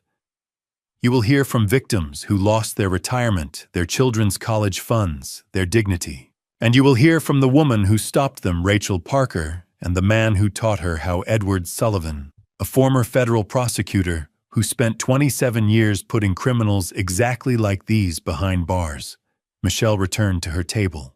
At the end of this trial, she said, I will ask you to return guilty verdicts on all 47 counts. Thank you. Mark Holloway stood. He was tall, 50, expensive suit. Ladies and gentlemen, he said, the government wants you to believe my client is a criminal mastermind. The truth is simpler. Ethan Whitmore made bad business decisions. Startups fail. Investors lose money. That is not fraud, that is capitalism. Ms. Parker is a sophisticated angel investor with $800,000 deployed across 12 deals. She knew the risks. The FBI's investigation was overzealous, driven by a retired prosecutor with an axe to grind. Jennifer Reyes was next. She was younger, 42, and her voice carried a note of desperation. Melissa Whitmore, she said, is a victim. She was manipulated by Ethan, subjected to psychological and emotional pressure. She feared for her safety. Everything she did under duress. The evidence will show she tried to cooperate, tried to stop him. She deserves your compassion, not your condemnation. I watched the jury. A few faces were skeptical, most were stone. The first 2 weeks brought a parade of witnesses. The FBI forensic accountant traced the money, $28 million, routed through 15 shell companies, ending in accounts in Georgetown and Roadtown. The toxicology expert explained flunitrazepam, 2.5 milligrams, enough to incapacitate, potentially lethal with alcohol, and identified Melissa's fingerprints on the wine glass. Then came the victims. Robert Martinez, 74, his voice breaking. We lost $2.4 million. My wife Helen is 73. She works at a grocery store now. Patricia Johnson, 45. A single mother. I lost $1.8 million, my grandchildren's college fund. Gone. David Brown, 62, a cancer survivor. $2.1 million. My settlement. My family doesn't speak to me anymore. By the 3rd week, Rachel took the stand. She explained her background: 5 years as an angel investor, 12 deals, a 40% internal rate of return, and how she had spotted the red flags in Ethan's term sheet. She described the business card, the SOS note, the recorded date, the poisoned wine glass. On cross-examination, Holloway attacked. "Ms. Parker, why didn't you report Mr. Whitmore to the authorities immediately?" Rachel met his eyes. "I wanted to protect other families," she said, "and gather complete evidence." The fourth week was mine. Michelle called me to the stand. I took the oath, sat, and looked out at the courtroom. Rachel in the front row, Laura beside her, Ethan staring at the table. "Mr. Sullivan." Michelle said, "Please state your background for the jury." "I served as an assistant United States attorney for 27 years, I said. "I prosecuted 289 cases, most involving financial fraud. My conviction rate was 87%. Judge Chambers leaned forward. "Mr. Sullivan Oxins," he said, "your reputation precedes you. This court is honored." "Thank you, Your Honor." Michelle walked me through RICO, the Racketeer Influenced and Corrupt Organizations Act. I explained the elements and enterprise, a pattern of racketeering activity, predicate acts. I compared this case to 3 others I had prosecuted in the 1990s. Then I turned to Ethan. "I've seen people like you for 27 years, I said. "You all think you're smarter than the system. You're not." For the first time, I saw fear in his eyes. When I stepped down, I walked past the defense table. Ethan wouldn't look at me. Melissa's hands were shaking. Justice, I thought, is a marathon. But we were nearing the finish line. The 5th week began on Monday, May 20th, 2024. The defense rested without calling Ethan Whitmore to the stand. Mark Holloway cited the Fifth Amendment, the right against self-incrimination, and the jury took note. In 27 years as a prosecutor, I had learned that silence often spoke louder than testimony. Melissa, however, chose to testify. She took the stand in a navy dress. Her hands folded, her voice trembling. Jennifer Reyes led her through a narrative of abuse. Ethan had manipulated her, isolated her from friends, controlled their finances. She claimed she had not known about the offshore accounts, the shell companies, the poisoning attempt. She wept as she described feeling trapped, terrified, powerless. "I wanted to leave," she said, her voice breaking, "but I was afraid. He told me if I ever tried, he would destroy me." Reyes called a defense expert, Dr. Patricia Owens, a forensic psychologist, who testified about coercive control, the patterns abusers use to dominate their partners.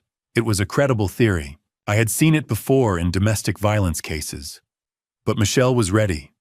On cross-examination, she walked Melissa through the timeline. The marriage license from June 2021, 3 years before the first known victim. The joint bank accounts opened in the Cayman Islands in Melissa's name. The legal name changed to Diana Foster in March 2023. The social media profiles Melissa had created herself. "Ms. Whitmore," Michelle said, "you told this jury you were afraid of your husband, yet you infiltrated Rachel Parker's life for 6 months. You introduced her to Ethan. You endorsed his investment pitch. And when that failed, you put a sedative in her father's wine glass. Your fingerprints are on that glass, Ms. Whitmore. Not Ethan's. Yours." Melissa's face went pale. She had no answer. I glanced at the jury. Juror number 7. A 52-year-old high school teacher crossed her arms. Juror number 3, a 41-year-old civil engineer, shook his head slightly. They did not believe her. By the 6th week, we reached closing arguments. Holloway went first. He was smooth, practiced. "Ladies and gentlemen," he said, "the government wants you to believe my client masterminded an 8-year criminal conspiracy. But where is the evidence of intent? Business ventures fail. Investors lose money. That is the nature of risk. Ms. Parker is a sophisticated angel investor who deployed $800,000 across 12 deals. She understood the stakes. The FBI's investigation, driven by a retired prosecutor with a vendetta, turned a business dispute into a federal case. You must find reasonable doubt. You must acquit. Reyes followed with an appeal to mercy. Melissa Whitmore, she said, is a victim. She lived under the shadow of a man who controlled every aspect of her life. Yes, she made mistakes. Yes, she participated. But she did so out of fear, not greed. She deserves compassion, not a life sentence. Please give her a chance at redemption. Then Michelle stood. She walked to the center of the courtroom and looked each juror in the eye. 8 years, she said. 18 families, $28 million. This was not a business dispute. This was a criminal enterprise. The defendants, Ethan Whitmore and Melissa Whitmore, targeted young women who dreamed of building companies. They posed as mentors and investors. They demanded collateral not just from the founders, but from their fathers. And when one family got too close to the truth, they attempted murder. She held up the toxicology report. Flunitrazepam, 2.5 milligrams, enough to incapacitate Edward Sullivan, potentially enough to end his life. Melissa Whitmore's fingerprints are on that wine glass. Not circumstantial, not ambiguous. Her prints.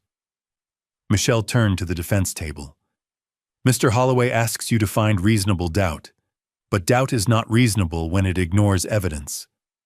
Mrs. Reyes asks you to show mercy. But mercy without justice is not mercy, it is complicity. She returned to the jury. The defendants weaponized hope, Michelle said. You must weaponize justice. 47 counts. 47 guilty verdicts. Thank you. The jury began deliberations on Monday, May 20th. 4 days passed. Rachel and I waited in the courthouse cafe drinking bad coffee. Laura checked in twice a day. Andrew Bradford hovered in the press gallery. Outside television trucks lined 3rd Avenue. On Thursday afternoon, May 23rd, a rumor circulated. The jury was close to a verdict. On Friday morning, May 24th, at 2:45, the clerk's phone rang. The jury had reached a decision. At 3:15, we assembled in courtroom 15A. The gallery was packed 18 victims and their families, reporters, law students, curious citizens. Rachel sat beside me, her hand in mine. Across the aisle, Ethan and Melissa sat rigid, flanked by their attorneys. Judge Chambers entered. We rose. "Be seated," he said. "I understand the jury has reached a verdict. Please bring them in."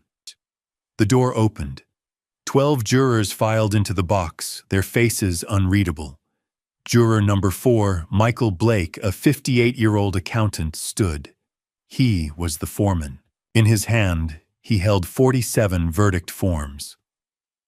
"Mr. Foreman," Judge Chambers said, "has the jury reached a verdict?" "Yes, Your Honor." "Please hand the forms to the clerk." The clerk took the stack and began to read. In the matter of United States versus Ethan Whitmore and Melissa Whitmore, count 1 wire fraud. How do you find guilty? Count 2 wire fraud. How do you find guilty?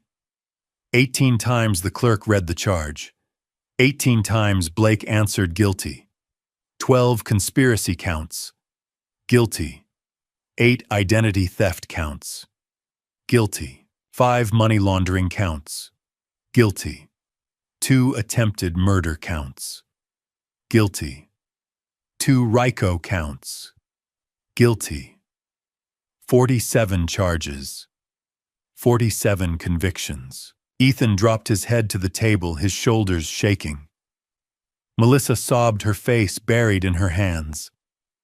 Jennifer Reyes put an arm around her, but Melissa did not seem to notice. In the gallery, Robert Martinez, 74 years old, the man whose retirement had been stolen, wept openly. His wife Helen, 73, nodded slowly, her jaw set. Patricia Johnson, the single mother, hugged her daughter. David Brown, the cancer survivor, closed his eyes and exhaled. Rachel squeezed my hand, tears streaming down her face. I looked at the 18 families scattered through the courtroom, some crying, some nodding with grim satisfaction, some still too wounded to feel relief. Judge Chambers thanked the jury and dismissed them. He set sentencing for Friday, June 7th at 10 in the morning. U.S. Marshals moved to the defense table, placed handcuffs on Ethan and Melissa, and led them toward the side door. As they passed, Melissa turned and looked back, not at her attorney, not at the judge, but at Rachel. Her eyes were red, her lips trembling. It was not hatred I saw in her face. It was something else. Regret, envy. A longing for the kind of courage Rachel had shown I did not know. The courtroom emptied.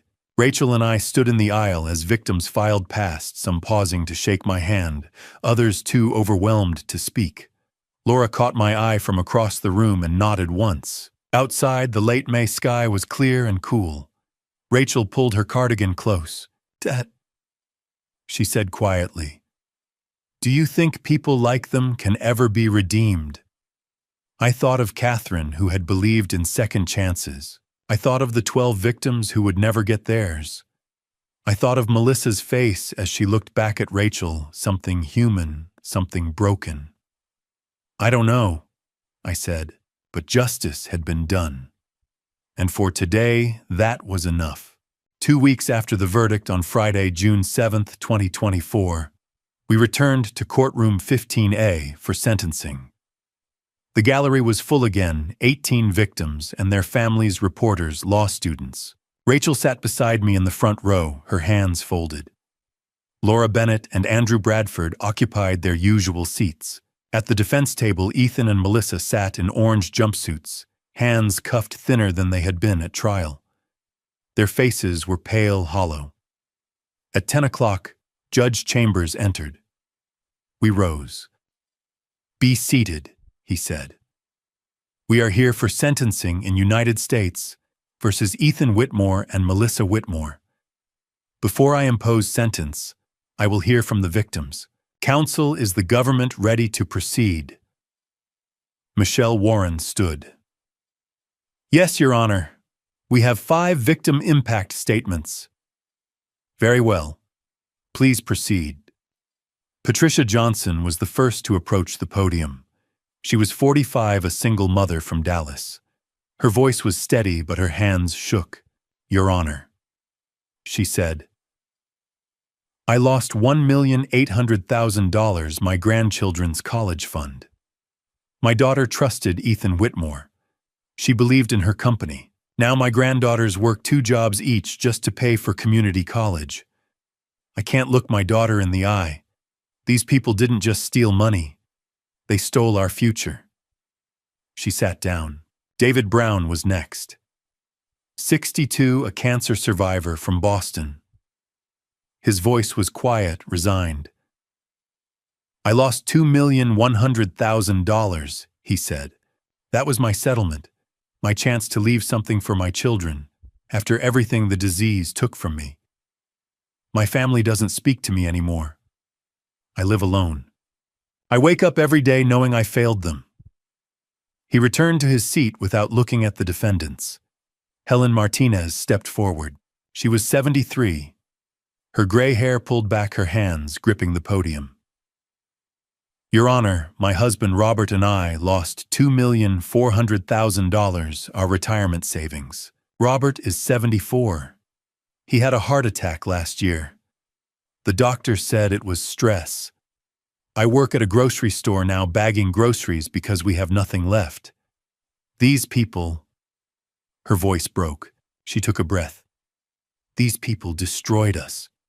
Margaret Morrison was 4th. She was in her early 70s, the mother of Sarah Morrison, The first victim, the woman whose father had died of a heart attack, 6 months after losing $3,100,000. Margaret's voice was strong, but her eyes were red.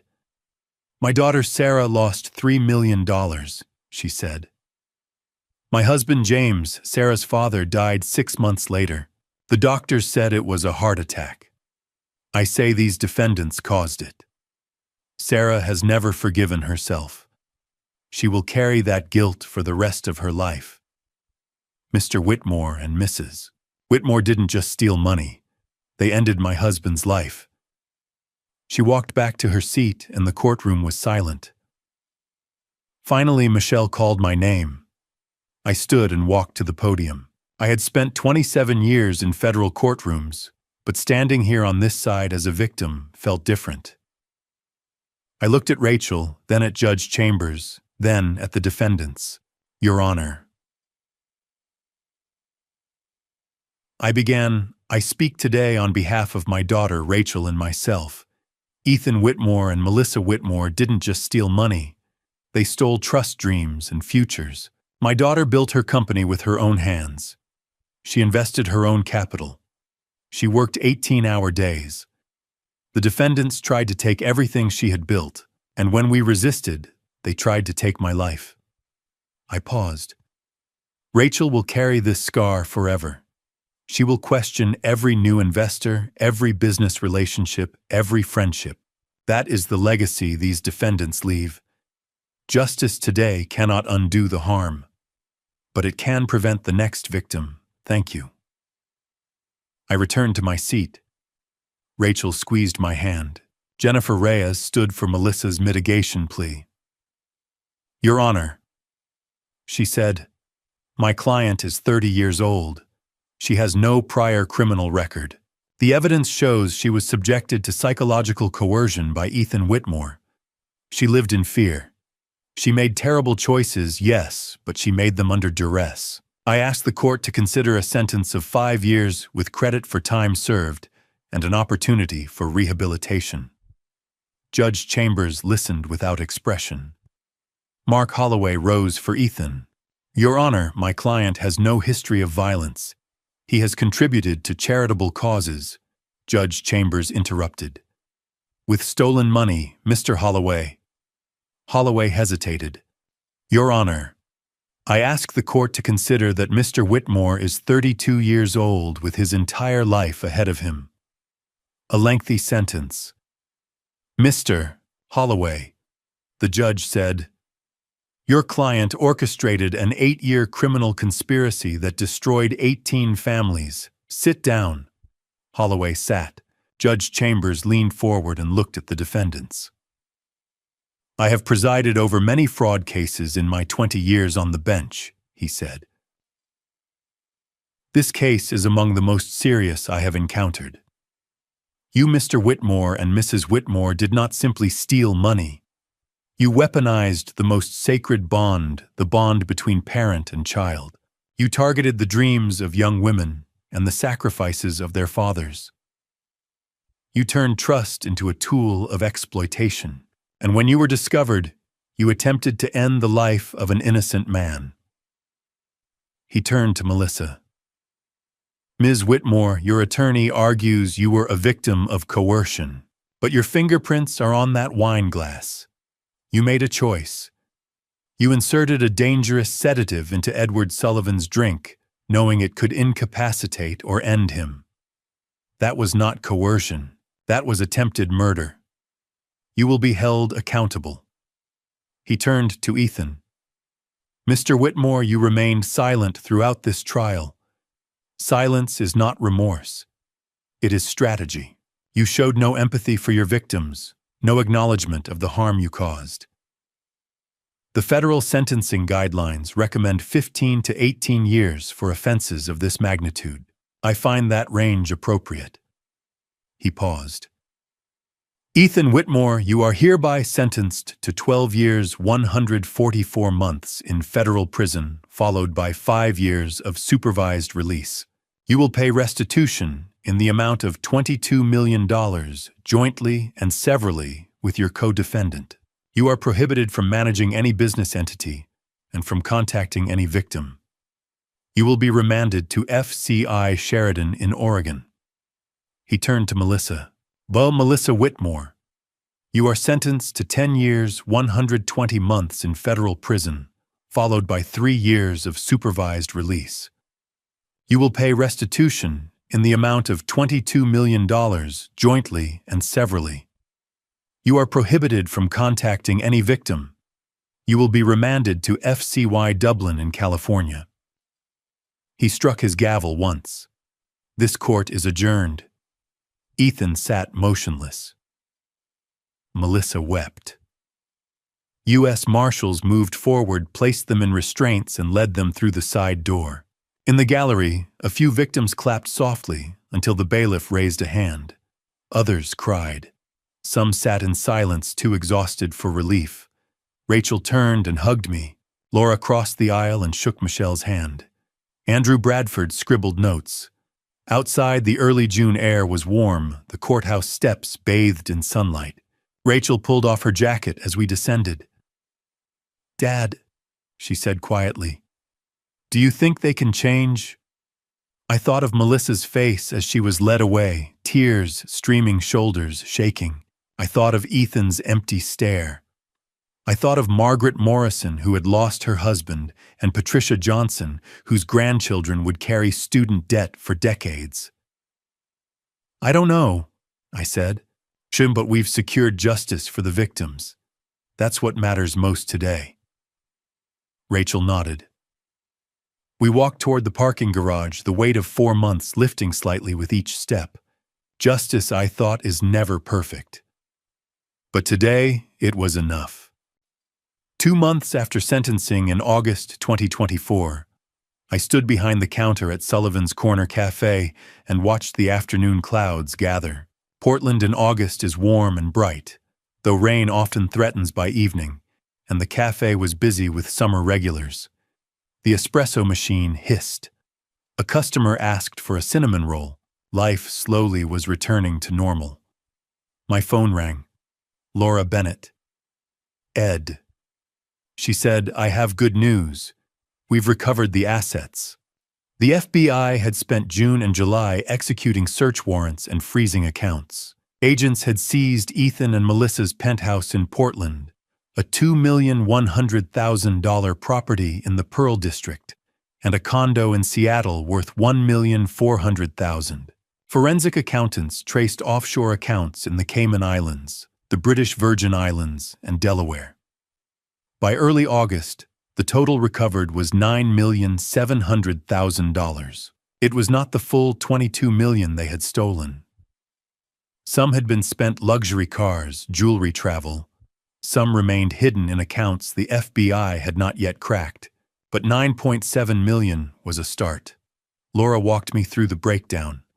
$3.5 million came from real estate and vehicles. $4.8 million had been frozen in offshore accounts, thanks to cooperation from Cayman authorities. $900,000 came from auctioned luxury goods, watches, designer handbags, a Rolex collection.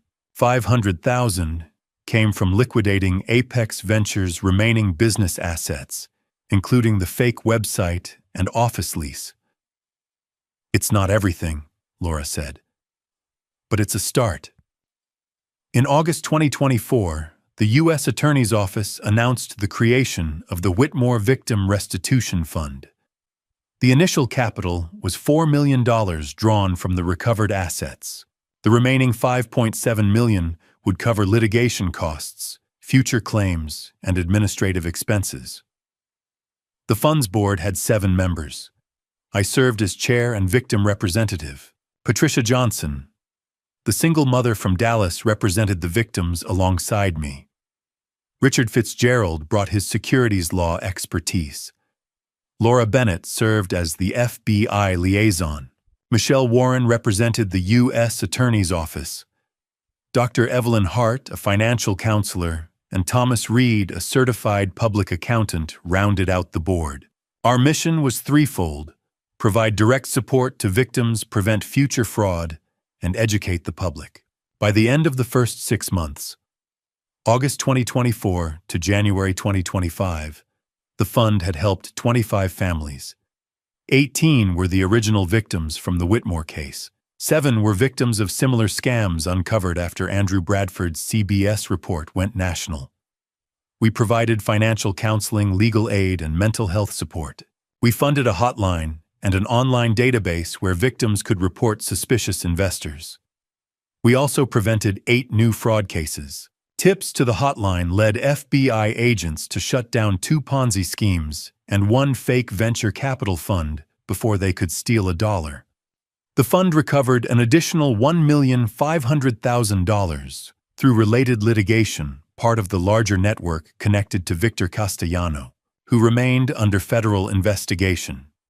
In October 2024, Rachel received a $3 million Series A investment from Sequoia Capital, one of Silicon Valley's most respected venture firms. Sequoia had conducted a thorough due diligence process, background checks, reference calls, audits before committing a cent. Rachel's startup CyberShield now employed 15 people, 8 engineers, 3 salespeople, 2 operations staff. Rachel as CEO and Nathan Foster as COO.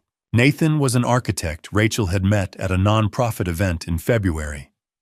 He was 36, thoughtful, steady, the kind of man who listened more than he spoke. I liked him immediately. CyberShield's product was an AI-powered cybersecurity platform designed to detect phishing ransomware and social engineering attacks, targeting small and mid-sized businesses. The beta launch was planned for Q1 2025. "I almost lost everything," Rachel told a reporter. "Now I'm building something that protects others." In November 2024, the Oregon legislature passed House Bill 2847, the Investment Transparency and Victim Protection Act. The media called it Rachel's Law. The bill required venture capital firms managing more than $5 million to register with the Oregon Department of Financial Regulation. It mandated criminal and civil background checks for all principals. It required disclosure of prior fraud allegations. It established a victim resource fund, $500,000 per year, funded by registration fees, and created a whistleblower hotline. Rachel testified before the Senate Committee on Commerce and Workforce Development. "My father and I were lucky," she said. "We had resources, knowledge, and courage. Most victims don't. This law ensures they won't face predators alone." Governor Tina Kotek signed the bill into law on December 15, 2024. It took effect on January 1, 2025. Rachel became an advocate. She spoke at TechCrunch Disrupt, the Female Founder Summit, and Stanford Graduate School of Business. She mentored more than 20 female founders through a nonprofit called Founders Shield. She launched an online database, vccheck.org, in partnership with the FBI and the Securities and Exchange Commission. Investors could search backgrounds. Victims could report red flags. In the first 5 months, August to December 2024, the site processed 3,000 searches and issued 10 fraud alerts. I found my own way to contribute. I began teaching workshops, 10 red flags of investment fraud, at community colleges and senior centers. I partnered with the FBI's Portland field office to consult on elder fraud cases, romance scams, IRS impersonation schemes, fake charity appeals. In the first 5 months, my workshops reached 100 people. Catherine had always said, "Use your gifts to lift others." This was how I honored her. One evening in late December 2024, I was closing the cafe, wiping down tables, stacking chairs, when my phone rang. "Rachel." "Dad." She said, her voice soft and warm. "I think I'm ready." "Ready for what?" "Ready to trust someone again." I smiled, my throat tightening. "That's the bravest thing you've said all year," I told her. Outside, the winter rain had softened to a drizzle. The streetlights reflected on the wet pavement, and for the first time in months, I felt something I had almost forgotten: hope. Justice, I thought, is not just about punishment. It is about restoration. It is about building something better from the ruins. And we were building. In January 2025, Rachel attended a networking event at Powell's City of Books, the massive independent bookstore that occupies an entire city block in downtown Portland. The event Portland Tech Founders Mixer drew about 50 people, startup founders, investors, lawyers, and curious students. Rachel stood near the architecture section, half listening to a conversation about venture capital trends, when she noticed a man nearby. He was tall, maybe 6'1", with brown hair, wire-rimmed glasses, and a navy sweater over jeans. He wasn't networking aggressively. He was reading the back cover of a book on sustainable architecture. She walked over. "Good book?" she asked. He looked up, smiled. "I think so. I'm an architect, so I'm biased." They talked for 20 minutes.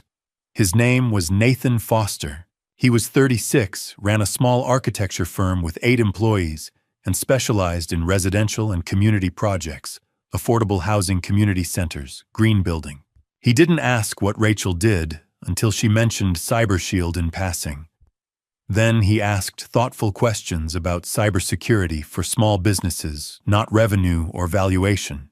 At the end of the evening, he handed her a business card. "If you'd like to talk more about architecture or anything else, I'd enjoy that," he said. 2 weeks later, they met for coffee at Stumptown on 3rd Avenue. Rachel was nervous. Nathan was calm. They talked for 2 hours. Nathan's story was straightforward. He had grown up in Beaverton, a Portland suburb. He studied architecture at Oregon State, then earned a master's degree at UC Berkeley. He married in 2018, divorced in 2023. Amicable, no children, his ex-wife had moved to San Francisco for a job. His parents still lived in Beaverton. His sister taught middle school in Eugene. He loved hiking design and old bookstores. Rachel appreciated his transparency. Halfway through their second coffee, she took a breath. "Nathan," she said, "I need to tell you something. Last year, my ex-boyfriend tried to defraud my father and me. It was national news." Nathan nodded. "I read about it. You were incredibly brave." Rachel blinked. "You knew. I recognized your name when we met," he said. "But I wanted you to tell me if and when you were ready. If you're comfortable, I'd like to get to know you slowly at your pace." Rachel felt a wave of relief. "And if you want to run a background check," Nathan added, "I completely understand." Rachel laughed, tears pricking her eyes. "I might take you up on that." In February, Rachel did exactly that. She used the vccheck.org database she had helped build, and she hired a private investigator Laura Bennett recommended. The results came back clean. No criminal record, no civil suits, credit score of 780, divorce finalized without dispute. No outstanding debts. References from colleagues and even his ex-wife were positive. Rachel called Nathan. "You passed." "I'm glad," he said. "Now can we have dinner?" In March. Rachel introduced Nathan to her father and Laura Bennett over dinner at Higgins, the same restaurant where Ethan Whitmore had first pitched his fraudulent investment. Rachel had chosen the location deliberately. She wanted to reclaim it. Nathan asked Edward about his years as an assistant U.S. attorney. He listened carefully, didn't try to impress, didn't ask about finances or Rachel's startup funding. Edward watched him closely. He was nothing like Ethan. No charm offensive, no probing questions, no cold flicker behind the eyes. Just a man who seemed genuinely interested in getting to know his daughter. In April, Nathan attended the beta launch of CyberShield. He asked Rachel thoughtful questions about the product. How the AI detected threats, how it served small businesses, but never about revenue projections or company valuation. He met her 15 employees, remembered their names, and stayed to help clean up after the event. In May, Rachel visited Nathan's architecture office in the Alberta Arts District. It was a modest studio with 8 employees drafting tables and scale models of affordable housing projects. Nathan showed her a design for a low-income housing complex with solar panels and rain gardens. "I want to build things that help people," he said, "not just make money." Rachel saw then that his values aligned with her service sustainability community. In June, Nathan came to a Cyber Shield company picnic at Laurelhurst Park. He played frisbee with the engineers, chatted with the sales team, and didn't dominate the conversation. Afterward, 2 of Rachel's employees told her, "He's genuine." In July, Rachel and Nathan hiked Eagle Creek Trail in the Columbia River Gorge. It was a warm summer morning, mist rising from the waterfall. As they walked beside the cascade, Rachel told him the full story: Ethan's manipulation, Melissa's infiltration, the poisoning attempt, the trial, the sentencing. Nathan held her hand. He didn't interrupt. He didn't offer empty platitudes. When she finished, he said simply, "Thank you for trusting me with that." Rachel realized then that trust was not something you lost and never found again. It was something you could rebuild slowly with the right person. In late July, Nathan called and asked if he could meet Edward for coffee at Sullivan's Corner. He was nervous when he sat down. "Mr. Sullivan," he said, "I know trust has to be earned. I've spent 7 months trying to show Rachel and you who I am. I love your daughter. I want to spend my life proving she made the right choice. I'd like your blessing to propose." Edward studied him. He saw no Ethan Whitmore charm, no rehearsed pitch, no hidden agenda. Just a good man who loved his daughter. "Nathan," Edward said, "you've shown respect, patience, and integrity. You have my blessing. But more importantly, you have Rachel's trust. Don't betray it." "I won't, sir," he said.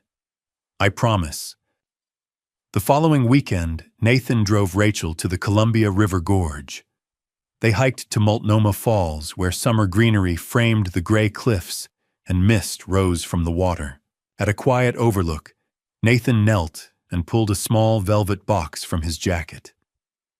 "Rachel," he said, "you are the strongest, bravest person I know.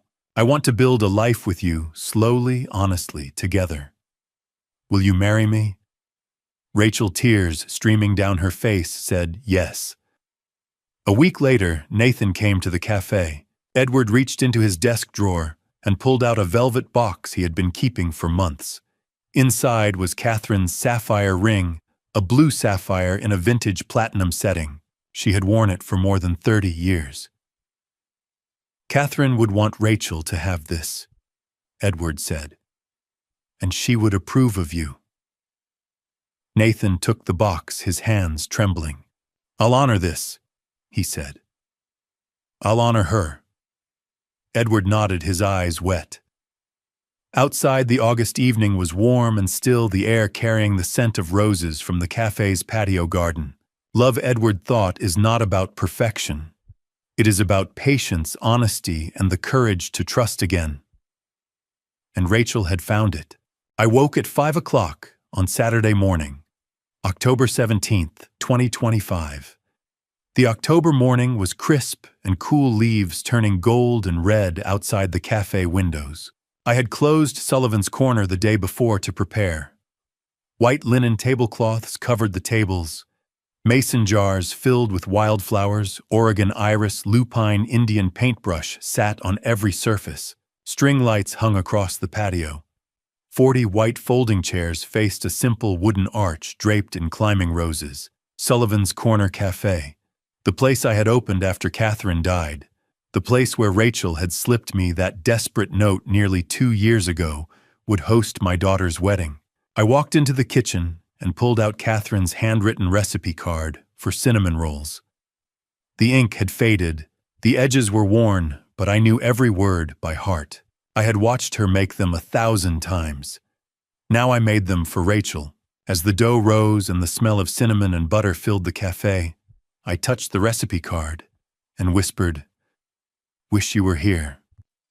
At 9 o'clock, Rachel arrived with Hannah Turner, her former employee and bridesmaid. Rachel wore a simple ivory dress, tea-length lace sleeves vintage style. Her hair was pinned up. She wore minimal makeup. When I saw her, my throat tightened. She looked like Catherine at 34. "Dad!" she said, her hands shaking. "I'm nervous." I led her to the small office behind the counter and pulled a velvet box from my desk drawer. Inside was Catherine's sapphire ring, the one Nathan had returned to me so I could give it to Rachel this morning. "Your mother wore this for 30 years, I said, sliding it onto Rachel's right hand. "She would be so proud of you." Rachel's eyes filled with tears. "I wish she could be here." "She is," I said. "Every day. In you." At 11 o'clock, the ceremony began. 40 guests filled the patio. Laura Bennett sat in the front row wearing a navy dress and a rare smile. Richard Fitzgerald sat beside her. Andrew Bradford occupied the second row notepad, conspicuously absent. Patricia Johnson and Helen Martinez, two of the victims who had testified at trial, sat near the back, their faces soft with pride. Nathan's parents, David and Susan Foster, sat across the aisle with Nathan's sister, Emma. The rest of the guests were a mix of Cyber Shield employees, Nathan's architecture team, and a handful of college friends. The officiant was retired Judge Thomas Chambers, the man who had presided over the Whitmore trial and sentencing. He had agreed to officiate as a symbol. The same voice that had delivered justice would now bless a new beginning. An acoustic guitar began to play "Here Comes the Sun." I offered Rachel my arm, and we walked down the short aisle. Nathan stood beneath the arch in a charcoal suit, his eyes glistening. I placed Rachel's hand in his and whispered, "Take care of her." "I will, sir," Nathan said. Judge Chambers smiled. "Dearly beloved, we are gathered here today." The ceremony was simple. Nathan spoke his vows first. "Dear Rachel," he said, "I promise you transparency, patience, and respect. I will never ask you to trust blindly. I will earn it every day." Rachel's voice was steady. "Nathan, you taught me that trust isn't foolish, it's selective. Thank you for being worthy of it. I choose you today and always." They exchanged rings. Nathan slipped Catherine's sapphire onto Rachel's left hand, then his own wedding band. Rachel slid a platinum band onto Nathan's finger. Judge Chambers raised his hands. "By the power vested in me by the state of Oregon, I now pronounce you married. You may kiss." They kissed. 40 people cheered. The reception began at noon. Tables filled the cafe and patio. We served Edward's cinnamon rolls food from Portland's best carts, Nong's cow man, Gai Bing Mi dumplings, salt and straw ice cream, and local Pinot Noir and craft beer. Laura stood to give the first toast. "Rachel," she said, "I watched you face down predators with courage most FBI agents never find. Edward, you raised a warrior. Nathan, you're a lucky man, and you know it." Laughter and applause filled the patio. Richard Fitzgerald went next. 18 months ago, we sat in my office planning a legal trap. Today, we celebrate a legal union. Rachel, you turned trauma into triumph. Congratulations." Andrew Bradford stood grinning. "I'm a journalist," he said. "I've covered disasters, scandals, and trials. But the best story I ever told was about a father and daughter who refused to be victims. Rachel and Nathan, may your story be long and boring in the best way." More laughter. Finally, I stood. My hands trembled as I raised my glass. 18 months ago, I said, I thought I'd lost my daughter to a predator. Today, I'm not losing a daughter, I'm gaining a son. Nathan, you showed Rachel that good men exist. Catherine would have loved you. Welcome to the family. I sat down, wiping my eyes. The first dance was At Last by Etta James. Rachel and Nathan swayed together, smiling, whispering. Then the DJ called for the father-daughter dance. Louis Armstrong's What a Wonderful World began to play Catherine's favorite song. Rachel took my hand, and we danced. "You did it, kiddo," I whispered. "You survived. You rebuilt. Your mom would be so proud." "We did it, Dad," Rachel said. "Together." I looked around the patio. Guests smiled. Nathan watched with gentle eyes. Laura dabbed tears. Patricia Johnson and Helen Martinez nodded with quiet pride. This, I thought, is what justice looks like after the courtroom healing love community. At 3 o'clock, Rachel and Nathan climbed into Nathan's Subaru tin cans tied to the bumper, a "Just Married" sign taped to the back window. They waved as they drove away. I stood on the cafe steps with Laura, Richard, Andrew, Patricia, and Helen, my chosen family. As the car disappeared around the corner, I pulled my wallet from my pocket and opened it to a small black-and-white photo of Catherine from the 1990s. She was smiling, her hair dark, her eyes bright.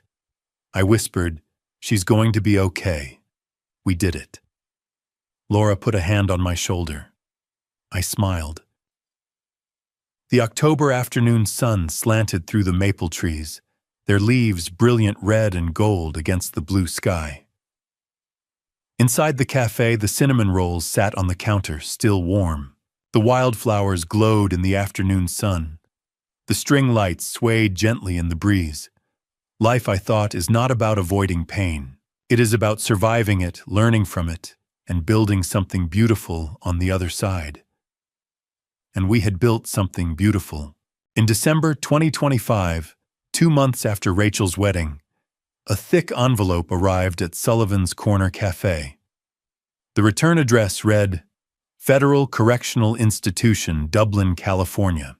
Inmate number 47382-112.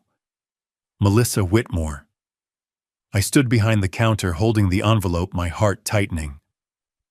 I hadn't thought much about Melissa since the sentencing 18 months ago. Life had moved forward. Rachel's wedding, CyberShield's growth, the victim fund's work. The Whitmores had become a story I told at workshops, a case study in fraud prevention. They were no longer people. They were lessons. But now here was Melissa's handwriting. I opened the envelope. 4 pages, blue ink, neat cursive. Mr. Sullivan, I don't expect forgiveness. I don't deserve it. But I need you to know I am deeply, profoundly sorry. What I did, what Ethan and I did, destroyed lives. I stole your peace, Rachel's trust, and the futures of 18 families. There is no excuse. I sat down and kept reading. Melissa wrote about her childhood. Her father had been an alcoholic. Her mother had left when Melissa was 12. She had been raised by her grandparents in rural Nevada, poor and isolated. She met Ethan in Las Vegas in 2020 when she was 26. He was charismatic, confident, and he promised her an escape from poverty. The first scam, Sarah Morrison in San Francisco, happened in 2021. Melissa had been scared, but Ethan convinced her that these people have too much money and we deserve a chance. She rationalized each crime after that, telling herself they were Robin Hood taking from the rich. But they weren't. They were just thieves. I saw Rachel's wedding photo in a newspaper someone left in the common room, she wrote. She looked radiant. I will never have that. I will never marry, never have children, never build a life outside these walls. I earned this. But it hurts to see what I could have been if I'd made different choices. Over the past 18 months, Melissa had participated in therapy, trauma counseling, cognitive behavioral therapy. She had joined a GED tutoring program teaching literacy to other female inmates. She had researched Catherine's obituary in the prison library and learned that I had lost my wife shortly before Rachel and I faced her and Ethan. Your wife must have been an extraordinary woman, she wrote. I wish I'd had a mother like her. Maybe I would have turned out differently. She did not ask for early release. She did not beg for forgiveness. I have 8.5 years left, she wrote. I will serve them. I just wanted you and Rachel to know the blame is mine. Ethan manipulated me, yes, but I made my own choices. I chose greed over integrity. I chose to poison your wine glass. I am the one responsible. She closed with this, thank you for stopping us. If you hadn't, we would have destroyed more families. You saved people I will never meet. I hope that gives you some peace. Melissa Whitmore, number 47382-112. I folded the letter and walked to the window. Winter rain streaked the glass. The cafe was quiet. I didn't know what I felt. Anger, pity, confusion. All three. For 27 years, I had been trained to see defendants in black and white, guilty or innocent, criminal or victim. Melissa was guilty. She had done terrible things, but she was also human, broken, and maybe capable of growth. That evening, I drove to Rachel and Nathan's house, a small craftsman, in the Selwood neighborhood. I handed Rachel the letter without a word. She read it silently, her face unreadable. When she finished, she set it down on the kitchen table. Dad, she said, I don't forgive her. I can't. She tried to hurt you. She targeted me for months, pretended to be my friend, my mentor. That betrayal, it still stings. She paused. But I don't hate her anymore. I used to lie awake imagining her suffering in prison. Now I just feel sad. She wasted her life. She'll be 40 when she gets out. No career, no family, no trust from anyone. That's punishment enough. Nathan, sitting beside her, nodded quietly. She's pathetic, Dad, Rachel said. Not evil, just pathetic. I drove home in the December rain, thinking about Rachel's words. At home, I sat at the kitchen table with Catherine's photo, the black and white one from the 1990s, the one where she's smiling young alive. I thought about the 289 cases I had prosecuted. How many defendants had written letters? A few. How many had been sincere? Hard to say. Does sincerity erase harm? Does it matter maybe? Justice punishes. That is its job. Redemption is something else, something messier, harder to measure. Melissa would serve 8.5 more years. She would carry the weight of what she did for the rest of her life. The letter didn't change that. It didn't erase the poison in my wine glass, the fear in Rachel's eyes, the 18 families whose lives she helped destroy. But it showed she was trying. That counted for something. Not forgiveness, not absolution, just acknowledgement. I folded the letter and placed it in my desk drawer next to Catherine's recipe card and the empty velvet box that had held her sapphire ring. I would not reply. There was nothing to say. But I kept the letter.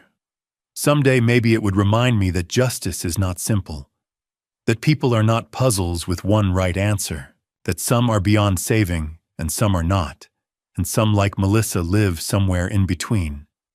I whispered to Catherine's photo, there are questions without answers, only time. Outside, the winter rain continued. Inside, the cafe was warm. And I realized that after 18 months, I had finally let go, not of the anger, not entirely, but of the need to understand why people like Melissa make the choices they do. Some questions I thought are not meant to be answered.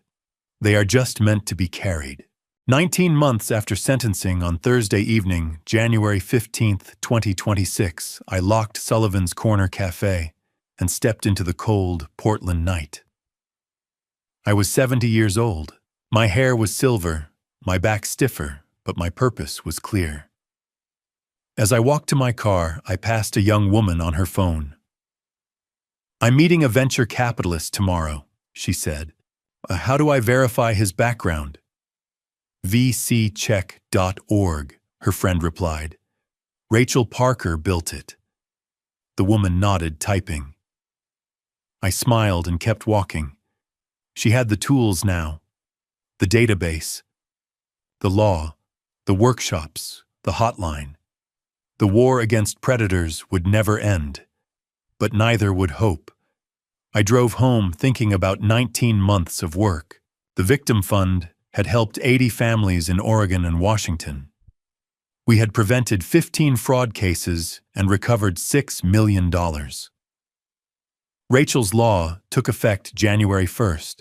Washington State was considering similar legislation. Rachel's company CyberShield employed 25 people and generated $2.5 million in its first year. The VC check database had processed 8,000 searches and issued 25 fraud alerts. And Rachel was 8 weeks pregnant. If the baby was a girl, they would name her Catherine. Ethan had served 18 months at FCY Sheridan. He would not be released until 2036. Melissa had served 18 months at FCY Dublin. With good behavior, she might be released in 2032. The FBI investigation into Victor Castellano was ongoing. Laura was now supervisory special agent. Richard was on track to make partner. Andrew led a CBS investigative team. I returned to the cafe. I had forgotten my keys. Inside, I sat alone. Catherine's photograph hung on the wall, her smile frozen in black and white from the 1990s. I thought about the journey. Prosecutor to cafe owner. Victim to protector. Protector to advocate. 3 lessons: age is strength. Experience is armor. Trust must be earned, but good people exist. Love endures. Catherine had been gone 7 years, but I heard her voice every morning. She was woven into everything I did. I opened my notebook and wrote a journal entry for the fraud prevention manual I was developing with the FBI. The Whitmore case would become required reading. My phone rang. Rachel. Dad! She said, laughing. We just got back from the doctor. The baby's healthy. My throat tightened. That's wonderful. If it's a girl, we want to name her Catherine. Is that okay? I closed my eyes. Your mother would be honored. We love you, Dad. I love you too. I locked the cafe and stepped outside. The January sky was clear. Stars were visible, rare for Portland.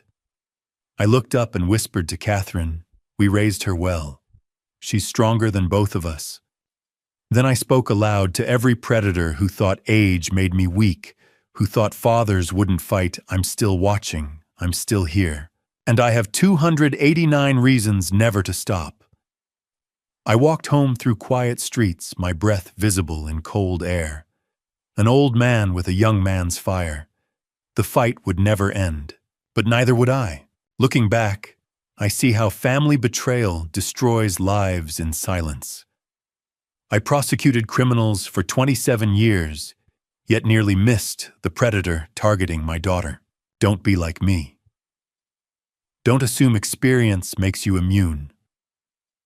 Family betrayal arrives with smiles and promises. These grandpa stories aren't about heroes saving the day. Rachel saved herself by trusting her instincts. Our friends saved us with their expertise. God gave us courage when surrender seemed easier. Faith and community are shields against darkness. Predators don't target the weak, they target the hopeful. They weaponize dreams. Whether it's family betrayal or strangers exploiting ambition, the pattern is identical: isolate, pressure, steal. My advice: verify everything. Trust selectively. Teach your children that no is wisdom, not weakness. If you're reading these grandpa stories as a father or grandfather, remember your job isn't sheltering them from danger, it's teaching them to recognize it. At 70, I've convicted 289 criminals. But the case that mattered most wasn't in a courtroom. It was at a dinner table reading my daughter's desperate note. Grandpa stories aren't about perfection. They're about refusing to surrender. I'm still watching. I have 289 reasons never to stop. Thank you for journeying with me to the end. Drop a comment. What would you do facing Edward and Rachel's impossible choice? I genuinely want to hear your perspective. If this story moved you, please subscribe for more. Quick note. While inspired by real fraud patterns, some elements were dramatized for storytelling. If this style isn't your preference, explore other content that suits you better.